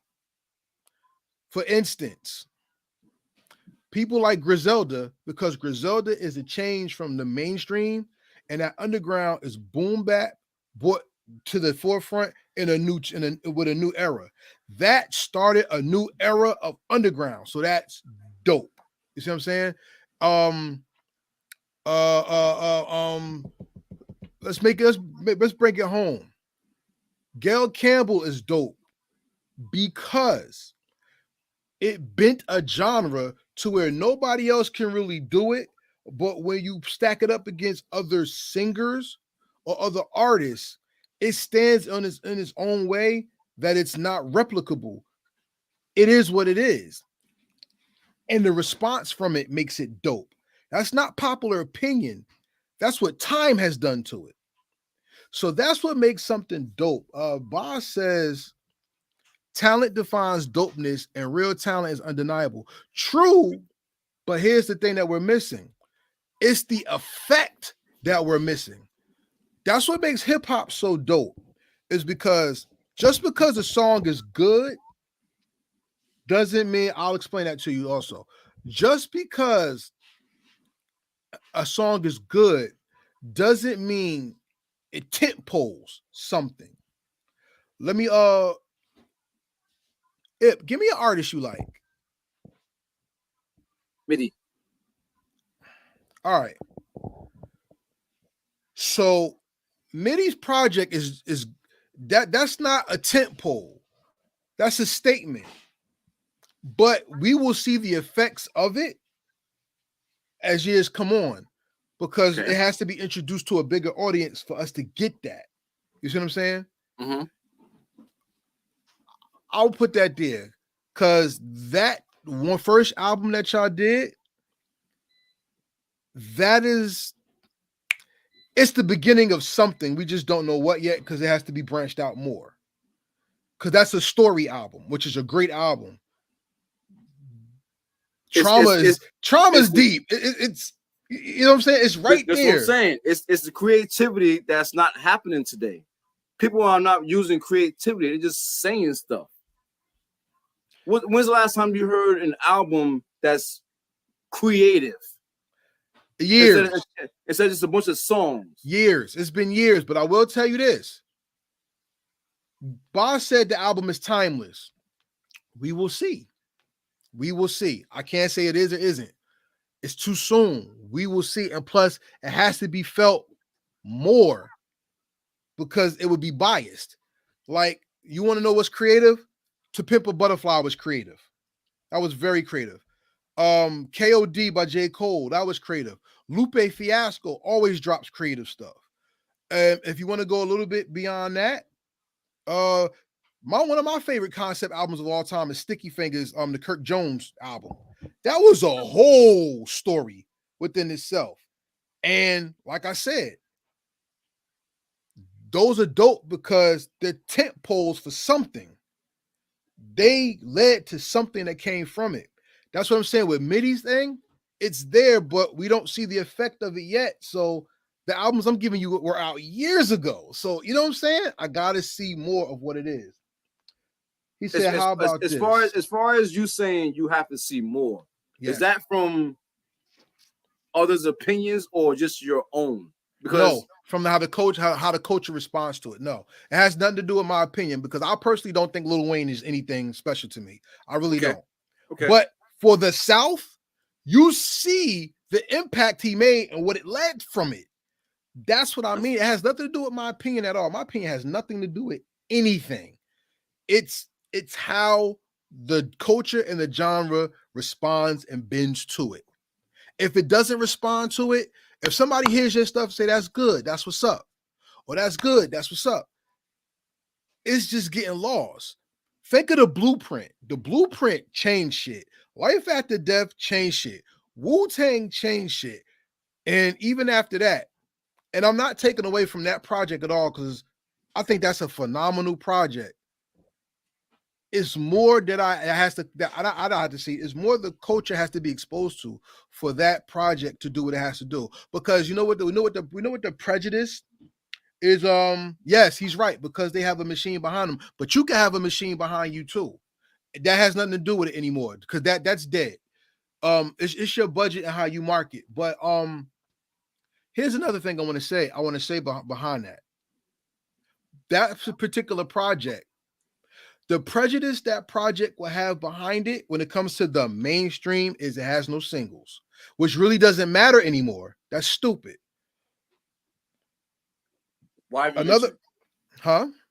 mention the singles? Because that don't matter? Because people bring it up, and we have to fight popular illogical opinion. No, the fuck we don't. Yes, you have not been listening. You have not been listening to anything I've said. No, you're not listening to anything I said. You do because you have to present the argument to prove people right or wrong. I disagree. You disagree? Yeah, I do. I do. That's my whole premise of the shit. I don't agree with popular opinion. I don't agree with either. What. Oh, hold on. I don't agree with what everyone says about. Let's say. Perfect example. Mm-hmm. A new movie comes out. Right. Everybody say that shit whack. You watch it, you fucking love it. Mm-hmm. So does popular opinion matter? No, you have to defy popular opinion. I ain't say it mattered. But it needs popular opinion. But it needs to be present because the only way you can prove something wrong is if you give it to the argument itself. That's all I'm saying. People said Beethoven was trash. Look where he's at now. Melly Mel said the people that came out after him were trash. And look where we at now. That was the popular opinion. But you have to meet and beat that thing so people could be like, that a popular opinion is garbage. No, this is hot. And you have to start the revolution here and here from people being exposed to it. That's all I'm saying. I'm not saying the popular opinion is the defining thing. No, but remember, the popular opinion is always the wall that you have to crash to break through. Fuck it. Well, I agree because guess what? If we didn't look, how can I put this? I'll put it this way. Come on. If popular opinion didn't exist, the South would never have took its spot in hip hop. If popular opinion didn't exist, Timbaland would never have been your favorite producer. If popular opinion did not exist, No. I'm telling you, because he had to be introduced to the popular opinion. And if the popular opinion say, I don't fuck with that, but people like, but we do, and you have that clash, that's the revolution of sound. I get what you're saying as far as if Timbaland wasn't produced to popular opinion. If I'd have heard Timbaland next door, he still would have been my inspiration. Without popular opinion. If I'd have heard Michael Jackson outside of my house or whatever, without popular opinion, that still would have been my inspiration. Popular opinion does not matter to me at all. When me and Gail work, we don't go by popular opinion. People have their opinions on our music, but we're not making our music based off of popular opinion. We're saying two different things. Okay, what are we saying? You're saying the creativity part goes against popular opinion, and I agree with you. Mm-hmm. I'm saying the creativity has to meet the popular opinion, because when it does, that's when the revolution of sound happens, because that groundswell of support you have fights the popular opinion. Because remember, the people who had the popular opinion either have to win or die for the new sound to become the new popular opinion. That's all I'm saying. That clash has to happen. That's dick riding to me. But it doesn't matter. That's the truth of what it is. That's the truth of what it is. Exposure to the popular opinion is what starts that change. Listen, yo, when Bone Thugs came out, people was not fucking with Bone hard. But people who fuck with them, they pushed and pushed and pushed, and Bone was there, and Bone made their statement. Was Bone dope without the popular opinion? Yes. But they had to meet the popular opinion and had to fight against the trend of what was to establish the new trend of what became. Remember what I said? I said this to people a long time ago. There's no such thing as supply and demand, because you never know what you want until you get exposed to it. And there's people like you. I just said that. That's what I'm saying. I'm agreeing with you. Mm-hmm. That's what I'm saying. But where we're losing it, I think, is I'm saying you need to hit the popular opinion so that you can either prove them right or prove them wrong. And real music will always prove them wrong. And it's the exposure of it that makes more people go, nah, y'all fucking up, because we need this. I didn't know this was here, and I want this. I didn't know this existed. Now that I know it exists, that would get a fan base, because I relate to that. No, you don't play like we got people talk about. We have talked about all these people who are emo, and we didn't know people were going through emo shit. We didn't know so many people had issues, and that music actually hit them. Okay, fine. Mm-hmm. Check this out. Mitty Murdoch made a phenomenal project, which was about trauma, and it's a story about a man who goes through things that leaves imprints on his life. Mm-hmm. Mental health is an issue in our community that is not addressed. How many people have marketed their album as this is a mental health album that will help you with what is going on? No one.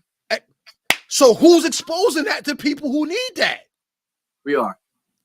But if you don't meet the popular opinion, it had to be created, right? It did. But then look, if it doesn't meet the popular opinion that mental health really doesn't matter. No, we don't need that. We need good music. Somebody will say, well, who the hell defines what's good music, especially on a topic as such as mental health? Do you deal with that? And the more and more that groundswell of conversation comes, then that album becomes a talking point. Then as the album becomes a talking point, more people are going to be like, let me see what this album is about. And then we'll see this, and then we'll see this, and then we'll see that. And see, that's the promotion and marketing that makes that thing even better and bigger than what it is. That album will never become a talking point because it's not for mainstream media. It doesn't matter if it's meant for mainstream. It doesn't matter. You know why it doesn't matter? Because if you focus on just mainstream media as the talking, as the popular opinion, then we're gonna lose this.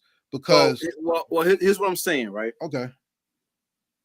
Not to say that album is not like the album was never focused on mainstream media. The album was focused on mental health. Right. So whoever hears the album and are going through mental health, I'm assuming would appreciate it, right? So mainstream media, we both know that would never be pushed in mainstream media. Okay. Here you have the dick riders. Let's go. That's the people who listen to mainstream media. And the radio or whatever like that. So we both know that album will never be pushed on mainstream media. But that's not our focus as far as mainstream media. So it will never get the popular opinion, because the popular opinion are dick riders that listen to mainstream media. So I get, as far as we have to push and push and push or whatever for people who dealing with mental health to deal with it, but it will never be in popular opinion, and that was never the focus. It needs to be. Me and you both know it needs to be. Facts. But it will never be in popular opinion. So that's not something you must focus on when you're making a different type of album like that. Even with me and Gail, what we do is not mainstream media. It's not popular opinion. It's dope. It's dope. It can be on the radio, but they will never put something like that. So because it don't make people dumb. I wanna focus on something he said. He said, we are not for them. Dick riders don't like medicine. But look at this comment.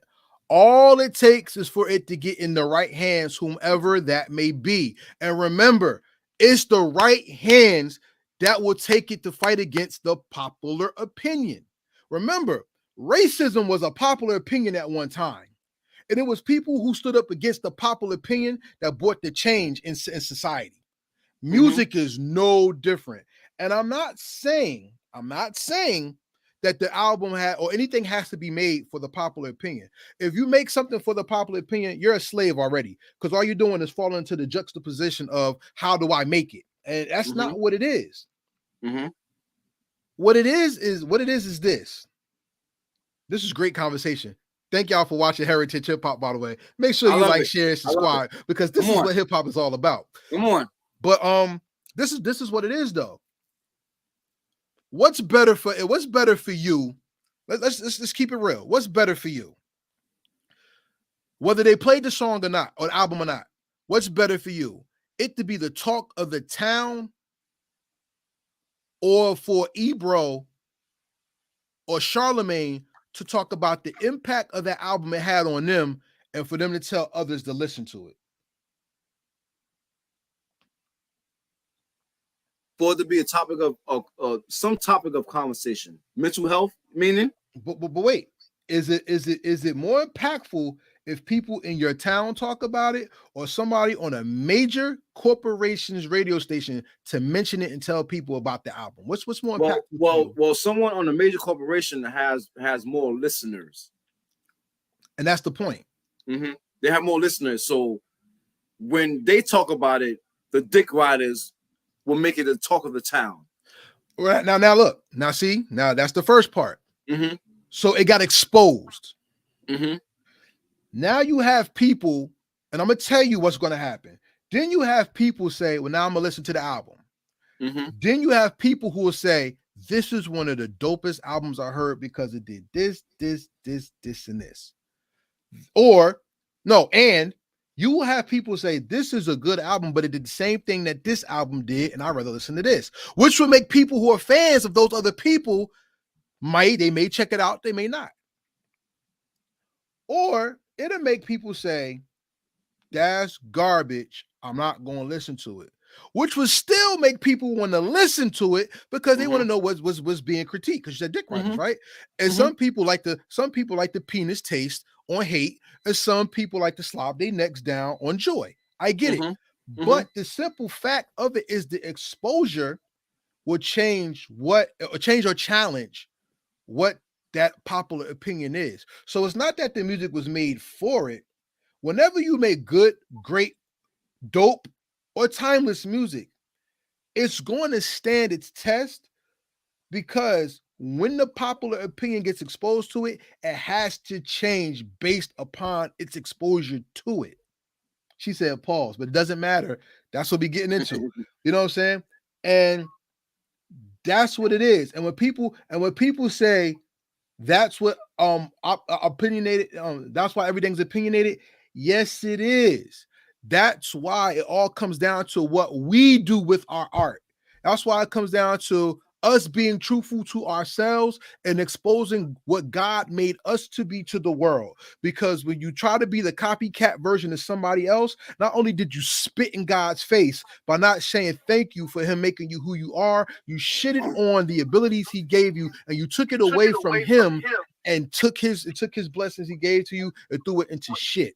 And that's not what we're about in Heritage Hip Hop. Keep talking. I'll be right back. I got you. So how y'all like the show today? I think y'all like that last part more than you like the questions. And that's what's up. You know what I'm saying? Let's go to some of these comments. It says you'll never get a fair chance. It's not set up for you to get a fair chance because the industry calls themselves the cool kids and you're not supposed to be on the table on the outside. Yeah. Y'all basically saying the same thing, same mother, different fathers. I guess so. I guess. So you saying take on opinion to defeat an opinion. That's what life is all about. That's what the great debate of life is. That's what it is. That's exactly what life is. It comes down to how hard people want the change to happen. Exactly. That's why this platform exists, because I want people to find that album. I want the popular opinion to come here. And whether they say my show is garbage or Heritage Hip Hop is not the next whatever or is the first whatever, it's good that the conversation is at least being had, because without the exposure, no one would know this thing exists. No one would give an ear to what it is except for the little radius that you have. And no one would give you the respect that you deserve for making such a project. You find your lane and stick to it and make your stuff grow with effort. Exactly. But the thing is, we all need to put effort into it. And that's what a lot of us sorely lack. Because marketing and promotion, as I told in the last video I did, marketing and promotion, once again, is not putting something out and then just doing a little bit here, a little bit there. It is a team effort, but it is good. Keep going, Corral. That's why we be fighting for them awards every year. Hey, I appreciate the fact that someone loves the award show and they want the award. We love it. We love it. Thank you. I want to say something before we go. Oh, no doubt. I want to go back to when we did our first battle and we gave a tribute. Like one of your questions was as far as changing the aspect or whatever for producers. Yes. I just want to give, like, for my first solo interview, a shout out and a rest in peace to Govmatic. I have to think about that real quick. True. Real quick. Even though I never met him, but we've talked, on Facebook or whatever like that, but I never had a chance to meet him. Almost met him before he passed, but just want to say a quick shout out and rest in peace to the man who is the reason for our sound.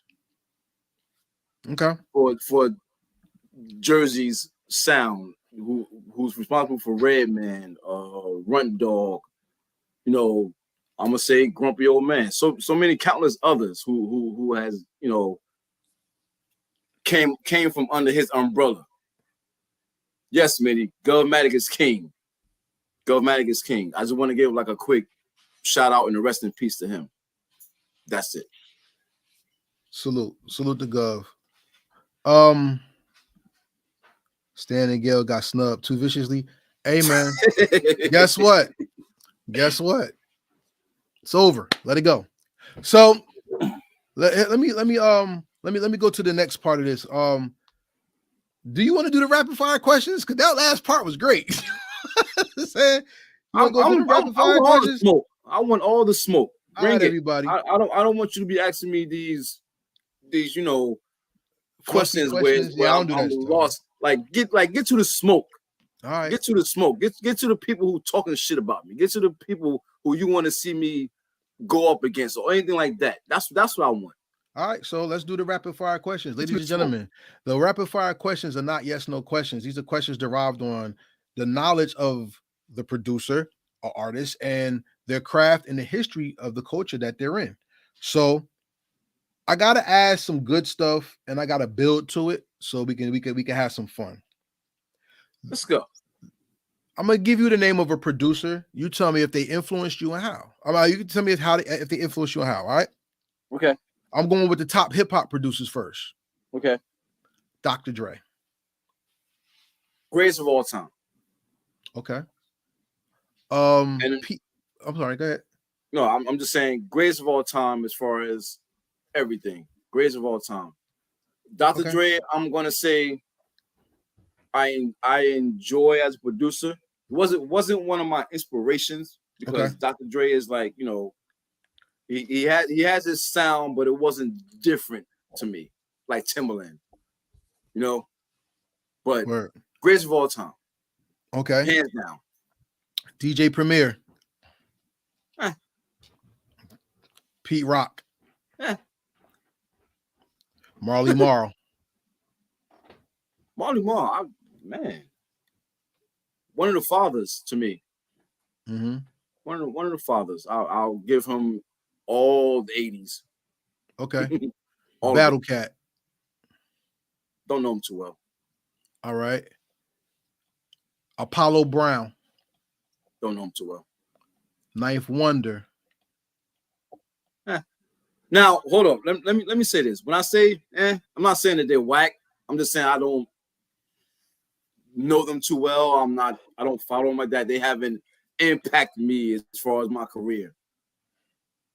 Okay. So I'm not saying like they whack because of course, yeah, they're not whack at all. I'm just saying they just don't move you for your creativity.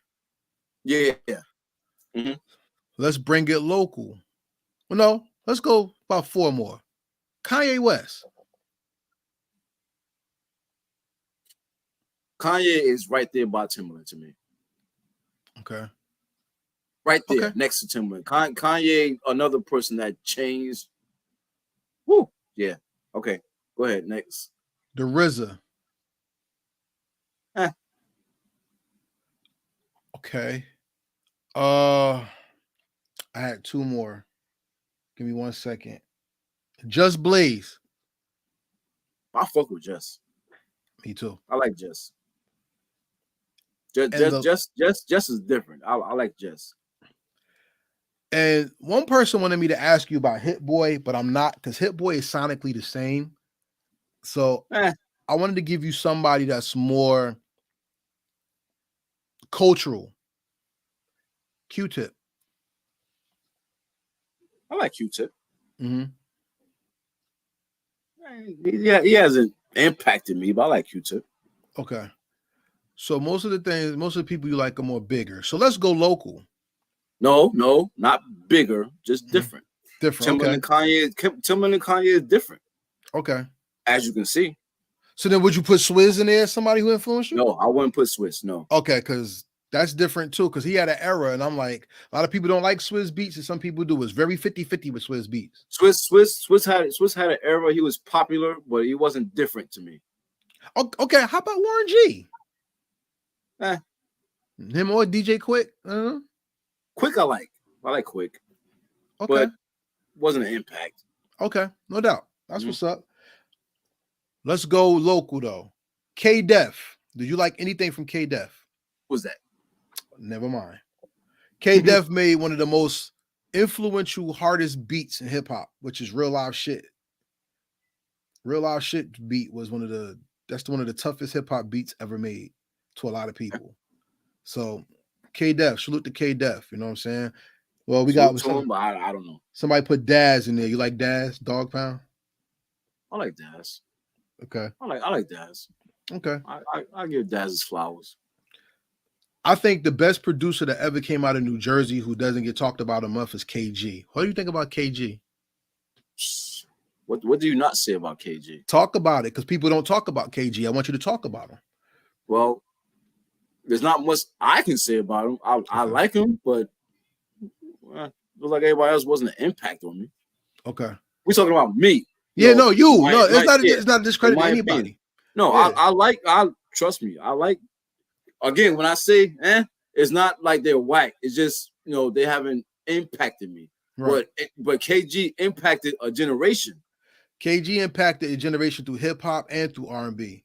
Yes. And that's why it was Yes. important for me to ask you about him, because not only do you do hip hop, you've done Afro beats, you've done rock, you've done R&B, you've done gospel. I mean, that range is very rare in today's hip hop, especially because hip hop doesn't have range anymore. It's like you just this type of producer, you that type of producer, you that type of producer.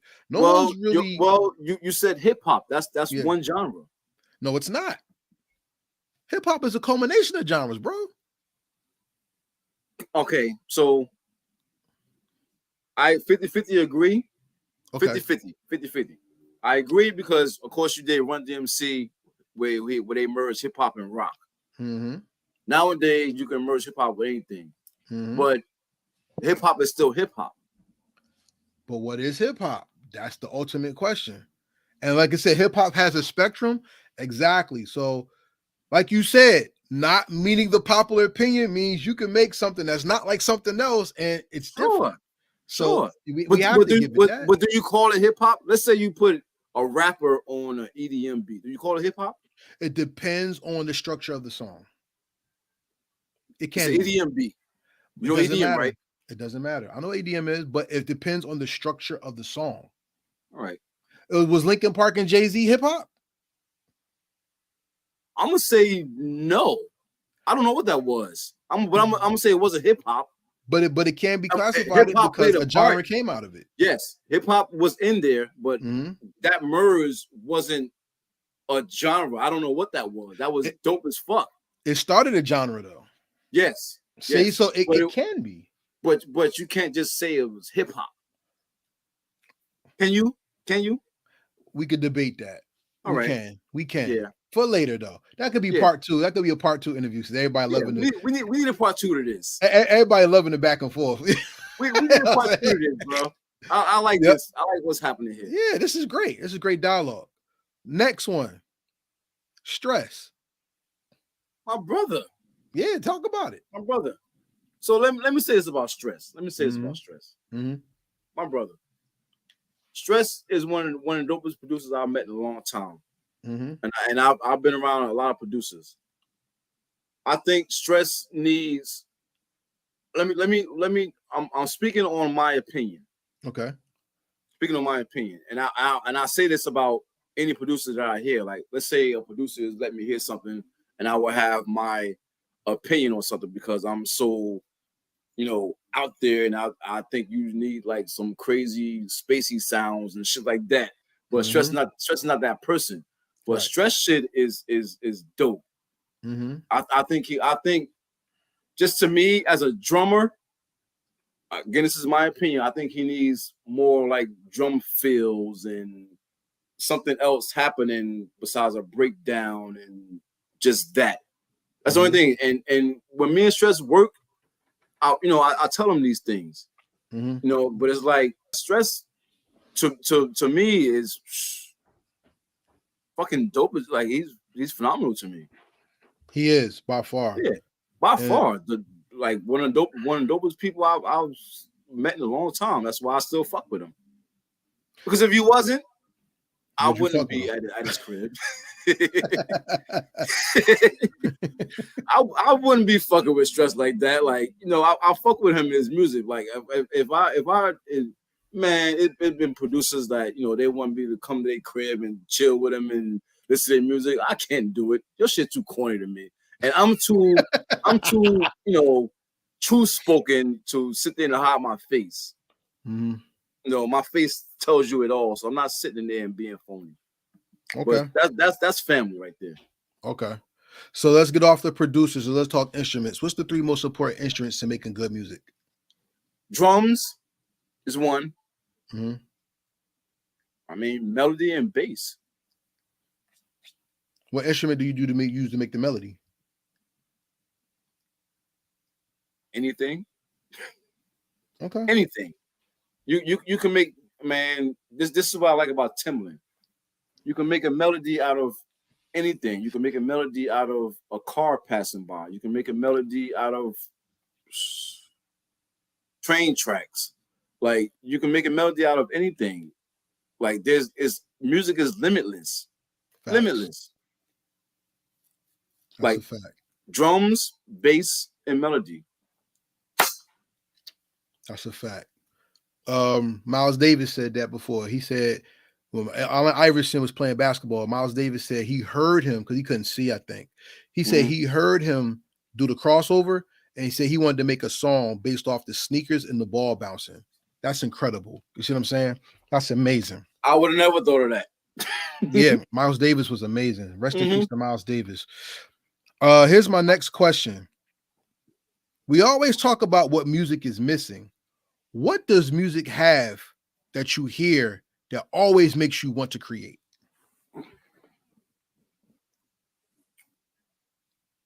I go off of vibe. Okay. I go off of a good vibe. Again, it's never the lyrics to me. Not to me. It's never the lyrics. It's always a good vibe. It's always a good harmony. I like to hear harmony in music. Like no matter what subject the song is, no matter what genre the song is, it's always a good vibe and a harmony. So that's what inspires me. Like a good vibe and a good harmony, a nice drums. Vocals play a big part. I don't care what they're saying with the vocals, but vocals play a good part. So whenever I hear something that I love, it inspires me to sample it. Okay. Who are the top 5 artists that you would like to work with that you haven't so far?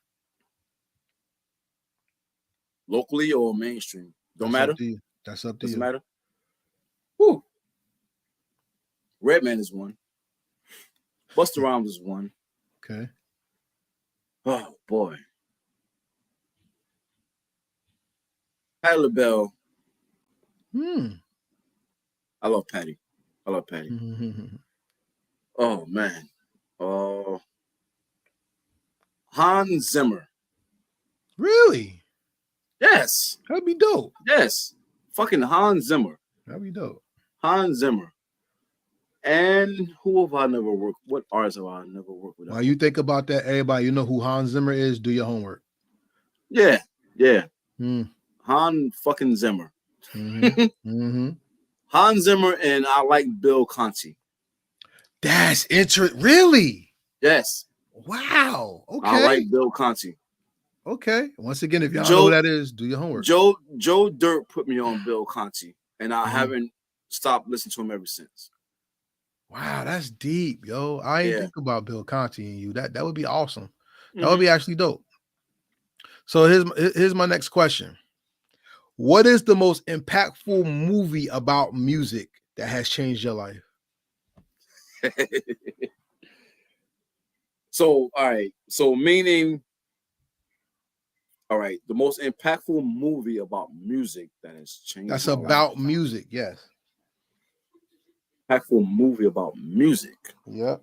Oh man, there's so many. It could be a musical. It could be a story. It could be, So it's interesting. This is real interesting, right? Because I've been binge listening to the Wiz soundtrack all week.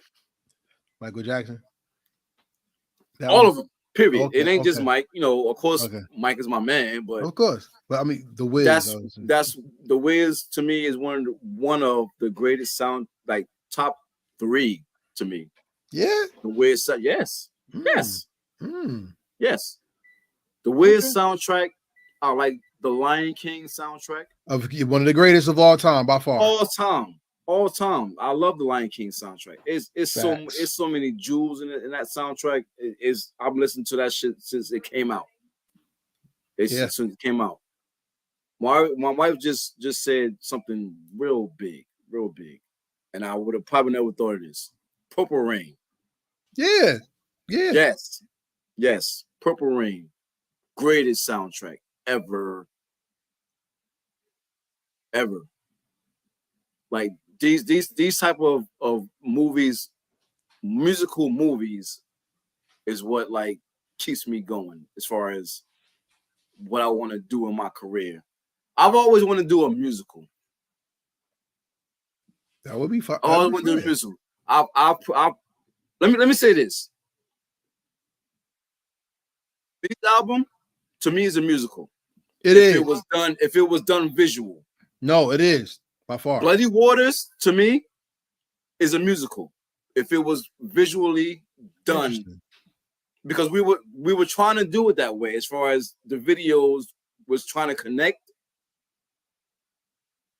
But it's going to happen one day. One time I presented to her that she should do a one-woman show with Bloody Waters. Okay. I think that'd be dope. But definitely Trauma is a musical. By far. Yeah. Yeah, by far. That's why I said, going back to what we said, with the right exposure, that thing could really bend the genre in another way. It just needs to be exposed. I agree. We're gonna do it regardless. May the Most High make it happen with you. Truly, we're gonna do it regardless. That's necessary. All right, so here's my next question, because we talked about the movie, right? Music is something that you can live. What one moment in your life will always bring up a song that stays with you for the rest of your life? Beats the fuck out of me. So many songs, Here's how my life works. Different moments in my life bring up different songs. So there's never one song that has changed my life. Like whatever's happening in the moment, sometimes I will think of a song that matches it. But I would say, even though this might not be, part of the question, one of my favorite songs ever, like one of my top songs to listen to, it has nothing to do with anything, but it's Michael Jackson's Earth Song. To me, that's just one of the biggest songs I can think of off the top of my head. And I listen to that faithfully every day. Every day. The instrumentation, you heard it, right? Yes, I did. That song is awesome. Shout out to Mr. The instrumentation, how he attacked that song, the build up to it, everything about it. I listen to that song every day. Every day. Yo, salute to you for that. Whatever's happening in my life, like sometimes I just leave the house and let's go in my car and I just listen to it. It's just big. I like big music. Word. And that's one of them. That's deep. That's deep. I think I'm out of questions right now. Check my notes. Nah, I asked so many questions. Okay, give me top of your head. Don't worry about the notes. Your notes is robotic to me. No, they're not. No. Mm-mm. Okay, so on top of your head, think of something right now. Something to ask you just like that? Right now. I'm blank. Why is that? Why am I blank? We've known each other a long time. It's nothing you always wanted to ask me. No, I ask you everything when I see you. I trust you. I trust you to the point where I believe anything I ask you, you give me an answer to. So no, I don't hold questions. I'm going to give you the answer to my best abilities and straightforward. Anything. Top of your head. You could. I know you got it. I know you're in there. I'm thinking right now.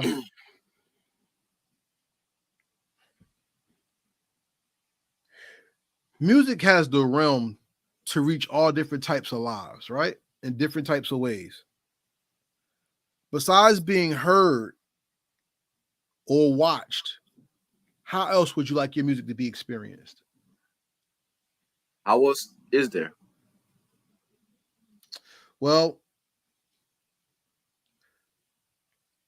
you can listen to music, you can see music, but you can also smell music. They also use music in therapy. I agree. So, all right. Mm-hmm. So you want your music to be therapeutic? I think my music is therapeutic. It's therapeutic to me. How do you heal the world by making music? By giving them something they don't normally hear. By giving them a story without lyrics. By giving them, like I said, how people don't know what they like until they hear it. Mm-hmm. So it gives them a new experience. I like to give people experiences, not just something to listen to. I don't like to make just beats. You know, I like to make experiences. Thank God you don't.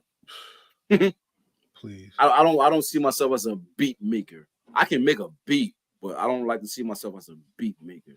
I like to give people experiences. And it's funny, I don't do it on purpose. That's just what I do. That's just the type of music I like to make. Big music because I like big music. So many, like a lot of people don't hear often. I'm a quick little story. Mm-hmm. I used to drive Uber.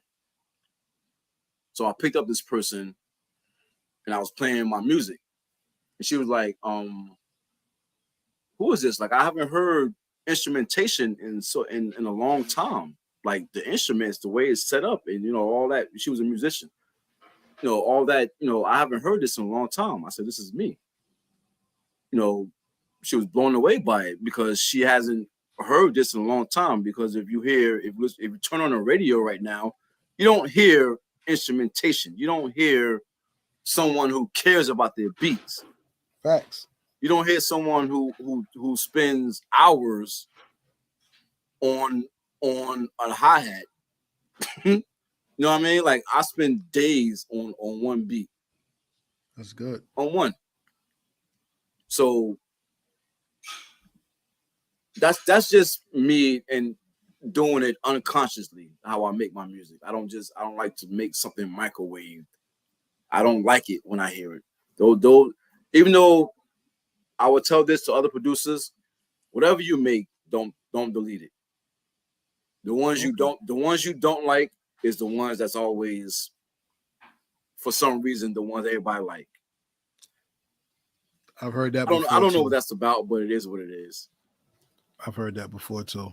Yeah, Dr. Dre said that. Yeah, I've heard that before too. A lot of producers say that. Like I follow a lot of producer pages, and I'll watch the interviews, you know, and they would say, even with as far as selling beats, you know, I don't think I'm at that point where I can sell my beats for $1,000, even though they're worth that to me. But I'm not in that area. Like the area I live in, no one's gonna buy it for $1,000. You know what I'm saying? Yeah, I know. I know the face. We just had that conversation yesterday, didn't we? Yeah, I know. But you know, it is what it is. So a lot of producers that's out now, like you know, RZA, everybody, all you know, they all say, you know, they started off with, you know, they will give them free, or you know, they sell them for $20 here, whatever that. But I'm not at the $1,000 point, but I'm not cheap. I'll say that. I got you. I've been doing this for too long to be cheap. Yeah. So like Fat Joe said, yesterday's price is not today's price. Facts. Facts. And we have to properly set the standards for our greatness as well. So sure, there's time, work, effort, and especially time that goes into these things. So no, I respect that 100%. Let's take it here though. What offbeat genre? When I say offbeat, you know what I mean. Not to take away from anything else. Offbeat means like what you said, not popular opinion. Okay. So what offbeat genre of music do you like? Do you want to create and inspires you? Can I tell you something? I think I'm not going to say I've done all genres because there's always some new genre that comes out. Mm-hmm. But with each beat I make, I always try to do something different, or always try a new genre, or always try to create a genre. Mm-hmm. So, an offbeat genre. Mm-hmm. I don't fucking know. I don't fucking know. Like I just do. I'm not into popular music right now. I've done Espanol, boss. We've done that once before. Well, if I bring up genres, can you tell me you've done it? Sure. Name them. Gregorian chant. What's that? There you go. Do some homework. No. Give me because again, I made stuff and not know what it was. Gregorian chant has no drums or nothing. It's just vocalization. It's just vocals. I've done that. You've done the Gregorian chant, but Gregorian chant is done a certain way. All right, Gregorian chant you've done. Hey, have you heard Mitty's album? Did you hear? Did you hear the song where he did vocals and no drums?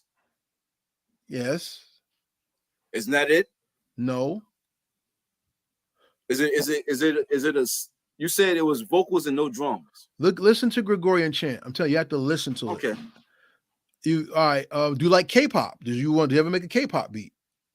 I'm gonna say yeah. Okay, you did K-pop. Yeah. Mm-hmm. Harps. I've used harps. Okay.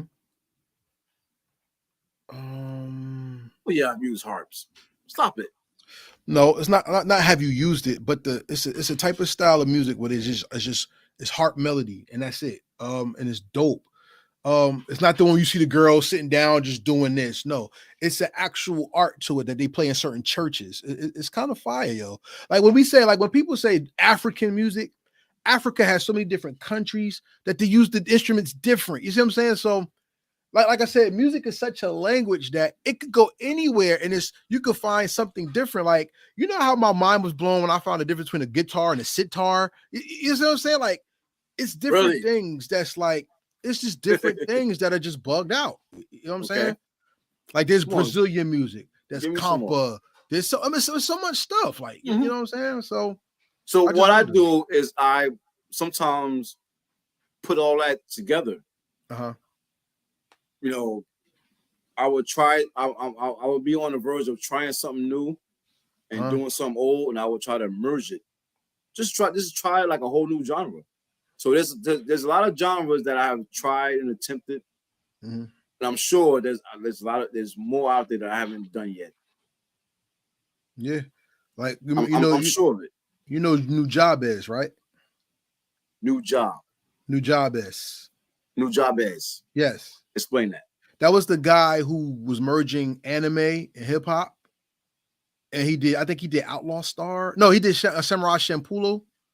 And that started a genre that made the genre of that hip hop anime sound. He was the father of that. And unfortunately, he died in a car accident and we didn't get to see the fulfillment of his dream. But like, you know, he did something different and it was something that never was merged before. So he was like in Asians, they love hip hop, but they also have a culture that does not love hip hop. So for them to do it and put it to their own thing actually opened them up to more hip hop. You see what I'm saying? So New Job is like I said, for international hip hop, especially a producer. He's a legend, yo. It's so different. Shout out to Act Turner. What's up? What's up, my boy? Anyone can create a genre right now. That's facts. Right now. That's facts. But they choose to follow what popular opinion would tell you to follow. Yeah, popular opinion, but anyone can create a genre right now. That's something. Any artist I work with, I would try. Like, all right, I've heard. Okay, you've done this. You got a whole album of this. You've done this all your career. Let's try something else. Yeah, let's do something else. What haven't you done before? That was the best thing I liked about Gail when she came to me like, all right, I want to do something else. Let's go. Yeah. The sad thing is, bro, and I don't understand this. We live in a place where there's so many great rappers or lyricists or MCs, and I don't see people beating your door down for music. And that's interesting. And that's the scariest thing about this art that people say they love and do is when people say Ipkiss is that dude, he got beats. Why are the best rappers? Sorry if I got louder. Maybe that'll make them pay attention. The best rappers are not out there saying, you know what, Ipkiss the best dude. I'm the best rapper. Let me see if I can fuck with an Ipkiss beat. Because my beats cost. You're not getting me for free. And then I'm not gonna just be a yes man to say your shit dope and we're gonna go with that. No, I'm gonna try to change your life. And a lot of people ain't ready for that. To go off of what they normally have done. And they don't market and promote. So that too. Yeah, so even when they look at me as far as how I dress or like that, you don't you can't just come to me with the same shit. You gotta pay, and then you can't just come to me and expect me to be a yes man to you. Some people don't like to hear no. Some people don't like to hear, I think you should do something different. They want to stay in their comfort zone. Yeah. So to me, just to me, that's one of the reasons why a lot of people don't come to me. But don't be out there saying, well, I'm the best and the best at it. You never come to me. If I'm the best and you think you're the best, let's best together. Facts. Hey, he said it better than I ever could. So I'm gonna leave it just like that. So throwaway question. How did you like being on Heritage Hip Hop, or would you recommend us to anybody else for an interview? I ain't recommending you to nobody. Nah, Karev, you know you my brother. Like I love you to death. I love Heritage Hip Hop. Like you said, I've been there since day one. It's unfortunate that years have gone by and we just now getting this interview. And it's crazy that now we need a part 2 to it. Because the conversation was so good. This should have been happening. It should have been happening. So yeah, I would recommend Heritage Hip Hop to anybody. Hello. Here's my thing, right? Here's my thing. I think Heritage Hip Hop needs to evolve.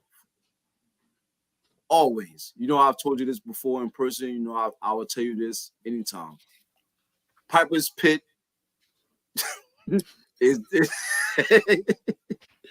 Piper's Pit is like, you know, that's my favorite example to use. Heritage Hip Hop, we got to evolve, bro. We got to evolve. It is. It's time for Heritage Hip Hop to evolve. It is. It's evolving behind the scenes, and you know some of the stuff that it's evolving into.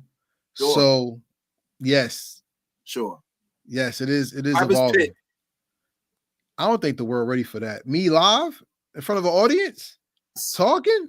Yes. Go on the streets, bro. Like, run up to people. Like, it's time for Heritage Hip Hop to do something different. This whole Zoom shit or whatever, they didn't done that.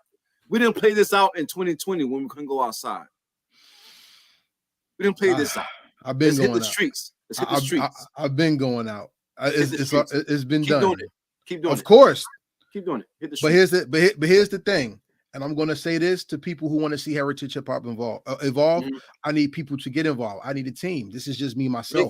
Make them. And as you know, when you have a family and you have responsibilities, and I'm not making excuses. This is reality. My dream is to get more people involved with Heritage Hip Hop because I want Heritage Hip Hop to be a network. This platform was built upon the memories of people who passed away, but my goal was to make this the video music box of New Jersey.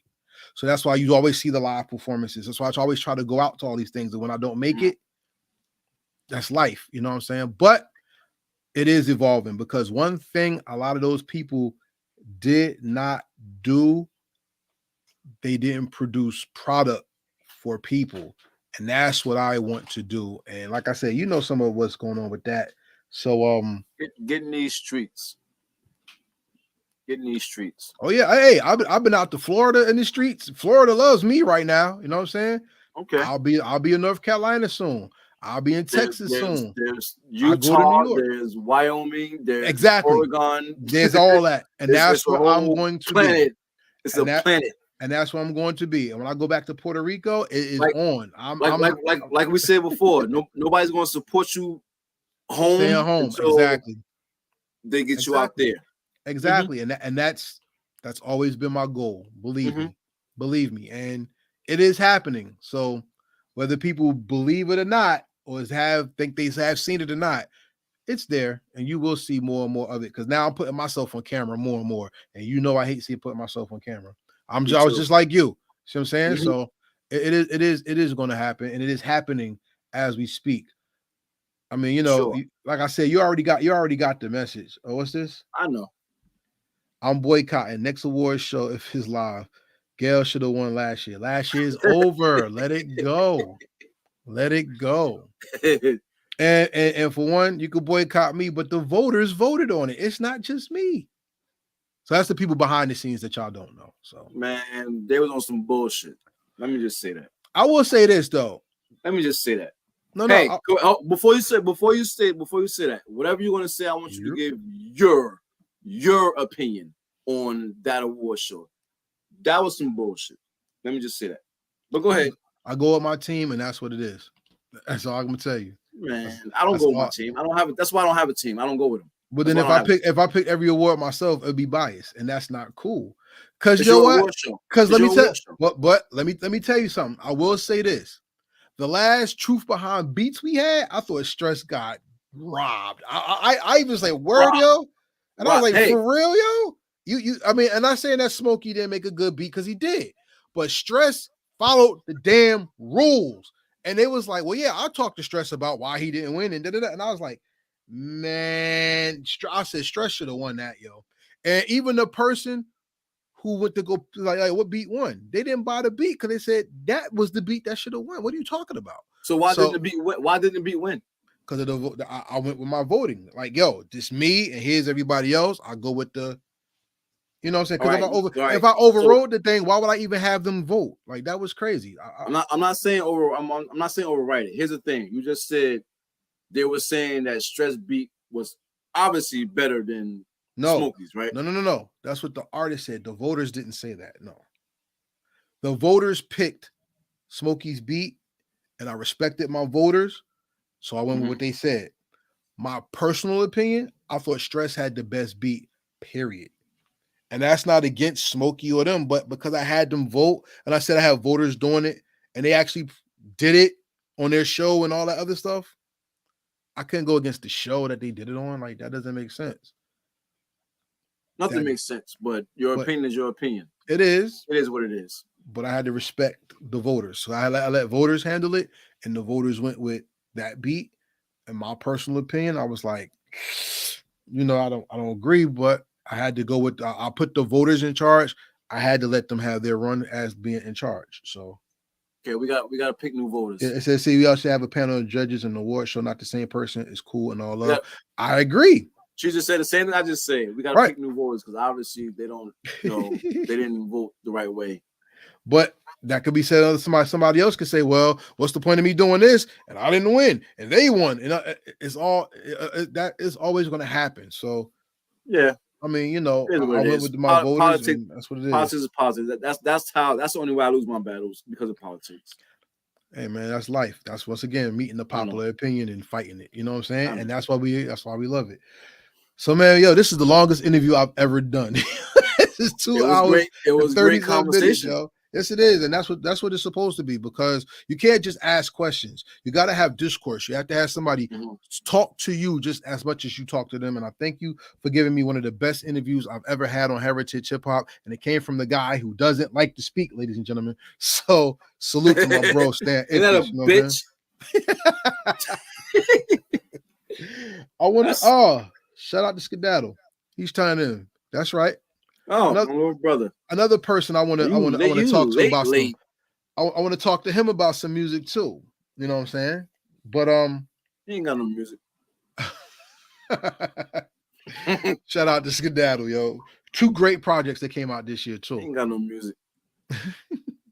I'm gonna tune into that interview, whatever that happens. Oh, Skedaddle? Yeah. Oh, he's been invited. He ain't show up. He ain't gonna show up. That's why I say he ain't got no music. He ain't gonna hold up. Let me put it like this. Shout out to Skedaddle. He didn't show up.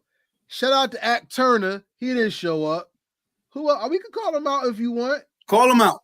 I don't give a fuck. I don't care. Shout out to Mitty because he did show up. Shout out to Stress because he did show up. Nika Ladine did show up. Nomix, he didn't show up. Let's see who else we got. Nomix, where the fuck you at?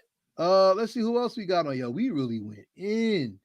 Damn. Shout out to Primo. Primo, waiting for you. Texas, what's up? Nevaeh showed up. Love Nevaeh. Shout out to Nevaeh. D Bridges showed up on Heritage Hip Hop. What else?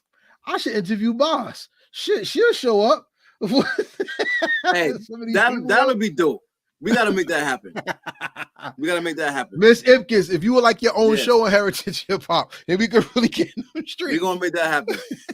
we could interview Boss. What's up? Let's do it. Let's do it. She'll show up. She said I had to be in bed by 10. But no, yeah, I'll introduce you Miss Ipkiss, of course. But like I said, man, people had to show up. Like they'll come for your beats.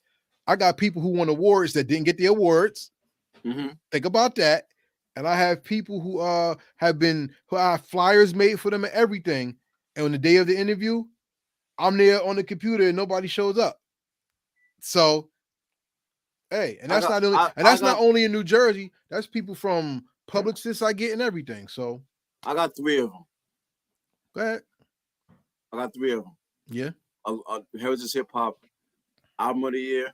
And 2 Govmatics. / album for Govmatic or whatever like that for Midi's project. So I show up. I appreciate Heritage Hip Hop. I'm all in. I'm here. Thank you. Appreciate it. You're my man. So here's my last question for you as we were all off here. As a person who produces music, your old music still speaks to the world just like your new music because there's no such thing as new and old.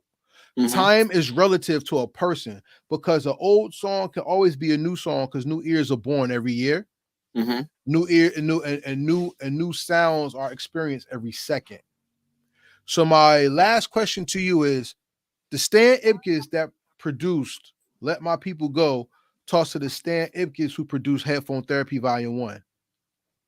What is the conversation, and what would Headphone Therapy Volume 1 Ipkiss teach "Let My People Go" Ipkiss, and vice versa? That's a great question. The Stan that produced "Let My People Go" would tell the Stan that produced Headphone Therapy Volume 1, throw that shit in the motherfucking garbage. Facts. Okay. I'm not saying that as far as production wise go. I'm just saying that as far as we did it and that's it. And then it was something that I had to put together. It wouldn't have been done if I didn't put it together. Like I didn't take a bunch of songs and just put the shit together because we were doing a beat battle. I was doing a beat battle that time, and I just wanted to add something else. So "Let My People Go" was an album that we did an album release for it. We're still promoting to this day. It's still relevant. And then you hear nothing from Volume 1. So that shit is in the trash, and that's where it belongs, and that's where it will stay. Okay. Point blank, period. So that's what the new Stan would tell the old Stan. What would the old Stan teach the new Stan? The old Stan can't teach the new Stan nothing. Hey, let me tell you something. You have to re-meet me every day. I'm a new Stan every day. Facts. I evolve every day. So the old Stan definitely can't teach the new Stan nothing. I learn every day. I wouldn't.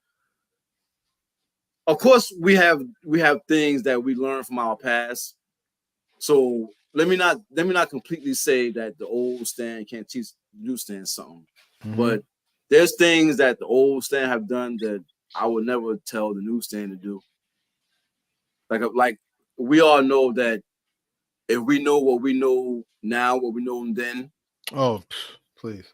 Of course. So that Stan that did the Headphone Therapy album, this Stan would probably have never done that. Okay. But you needed that old Stan to create that new Stan. Yes. And that's the most important thing. And that's why I think Headphone Therapy Volume 1 is so dope. I'm not gonna lie, I have some disappointments that come from that project. I'm not going to lie. So do I. But Many.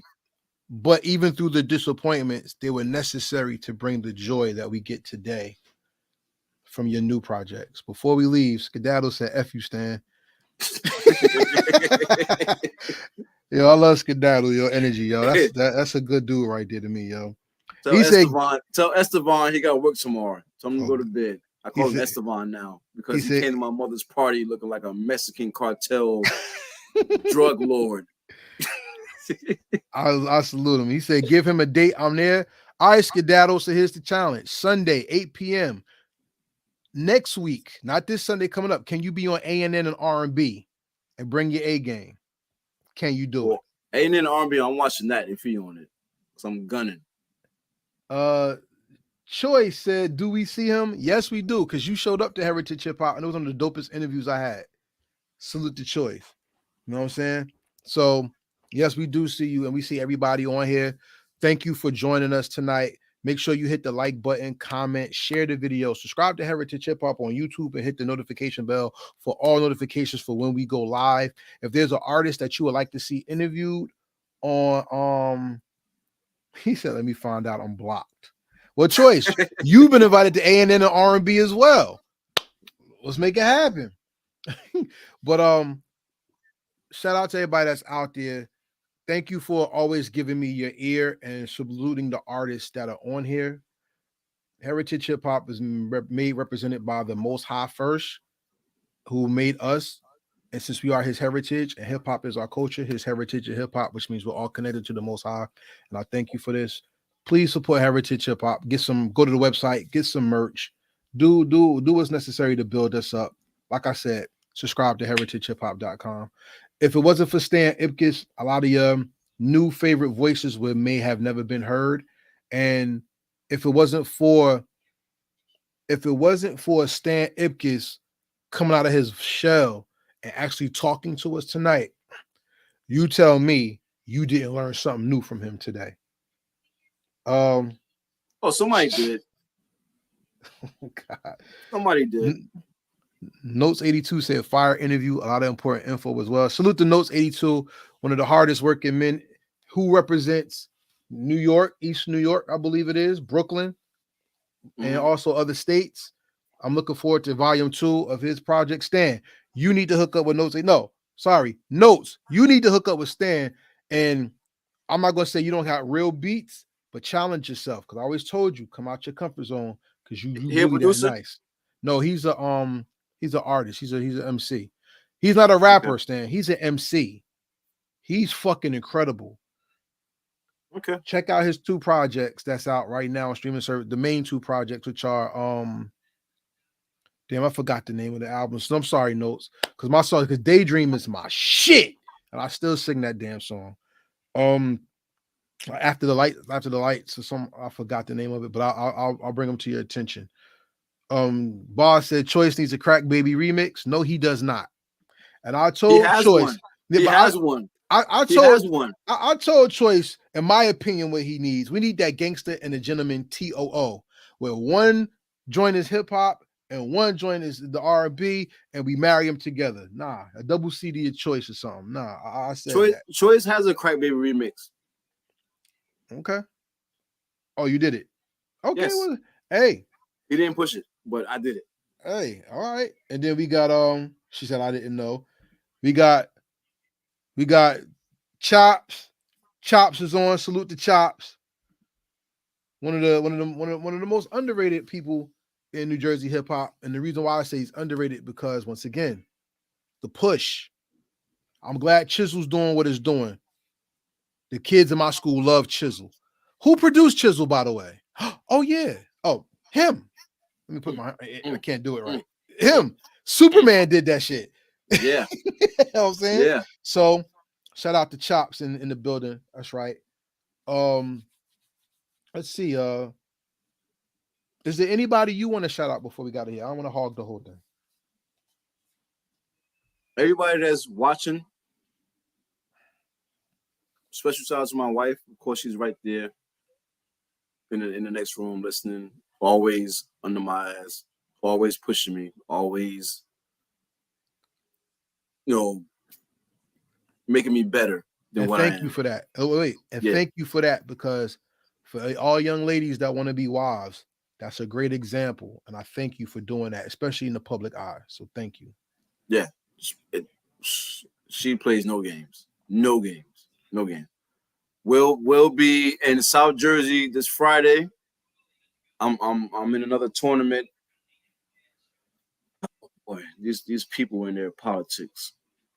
Okay. We can't have you win because you win too much. I know. I get it. Hey, that has happened before. I know. That's happened before. That's called being a great. That's what happened to LeBron. That's what happened to Michael Jordan. I mean, yeah, that's what it is. They'll tell you win too much, and then their politics will shut you down. Shut you down. So, hey, let me ask you something. Let me ask you something. Have you ever seen a competition where one of the judges, they gave their score, and the people, the audience or whatever, the host made them change their vote? Yes. You seen it before? Yes. I went to one in Newark. Yes. Yes. And the person who won wasn't supposed to win at all. That shit was garbage. And I was like, and after that, I promised myself I would never support that person's thing ever again. Yeah. Yeah. So I'm going back for another round with this tournament. Mm-hmm. And we're trying to bring the belt home. They have the little championship belt. I want to add it to my box of trophies, just for that reason. just for that reason. So we're gonna see. But yeah, I'm going back this Friday. Hopefully, look at this. Look. Just like Smokey Locks beat me. We just talked about that. Smokey Locks ain't beat you, bro. No, he did not. Smokey Locks ain't beat you. Smokey Locks ain't beat me either. The goal is Canada. All right, let's get to Canada. The goal is Canada. Out of the country. Out of the country. That's right. Yeah. Let me go back to my shout out. Shout out again to my wife. Shout out to everybody that's watching and listening. Everybody that support Heritage Hip Hop. Everybody that support me. Shout out to all y'all. Shout out to, every artist that I've ever worked with, whether it's good or bad. I've always learned something. I am who I am now because of working with you people. So keep them coming. Tell people about me. Let's continue the journey. I'll continue without you regardless. But let's continue. Shout out to my brother. Stress, of course. But is there anything new coming that you want people to prepare for? No. I don't like. I ain't one of those people that look out for this and look out for that. Look out for it. Nah, I just do stuff. You know how the Joker said, "Do I look like a guy with a plan?" I just do stuff. That's what's up. I just do stuff. So of course I'm always working on something, but I never know what it is until it's finished. Word. So I'm just being me. I just doing what I love doing as far as music goes. I'm just living life, and we'll see what comes out of it. We'll see what comes out. I agree. So, ladies and gentlemen, thank you for tuning in to Heritage Hip Hop Tonight. This was a classic interview and the longest interview I ever done. And it was fucking phenomenal. I ain't tired. I'm actually energized. And I could go another hour, but unfortunately, like I said, family and responsibilities come first. We all have that. So with that being said, thank you for watching. Oh, wait, we got something else. What's that? She said, wrap it up. Yes, Miss Ipkiss, we're wrapping it up. Because she's ready to cuddle. Hey. Get your cuddle. Wrap it up then. Peace. And we out.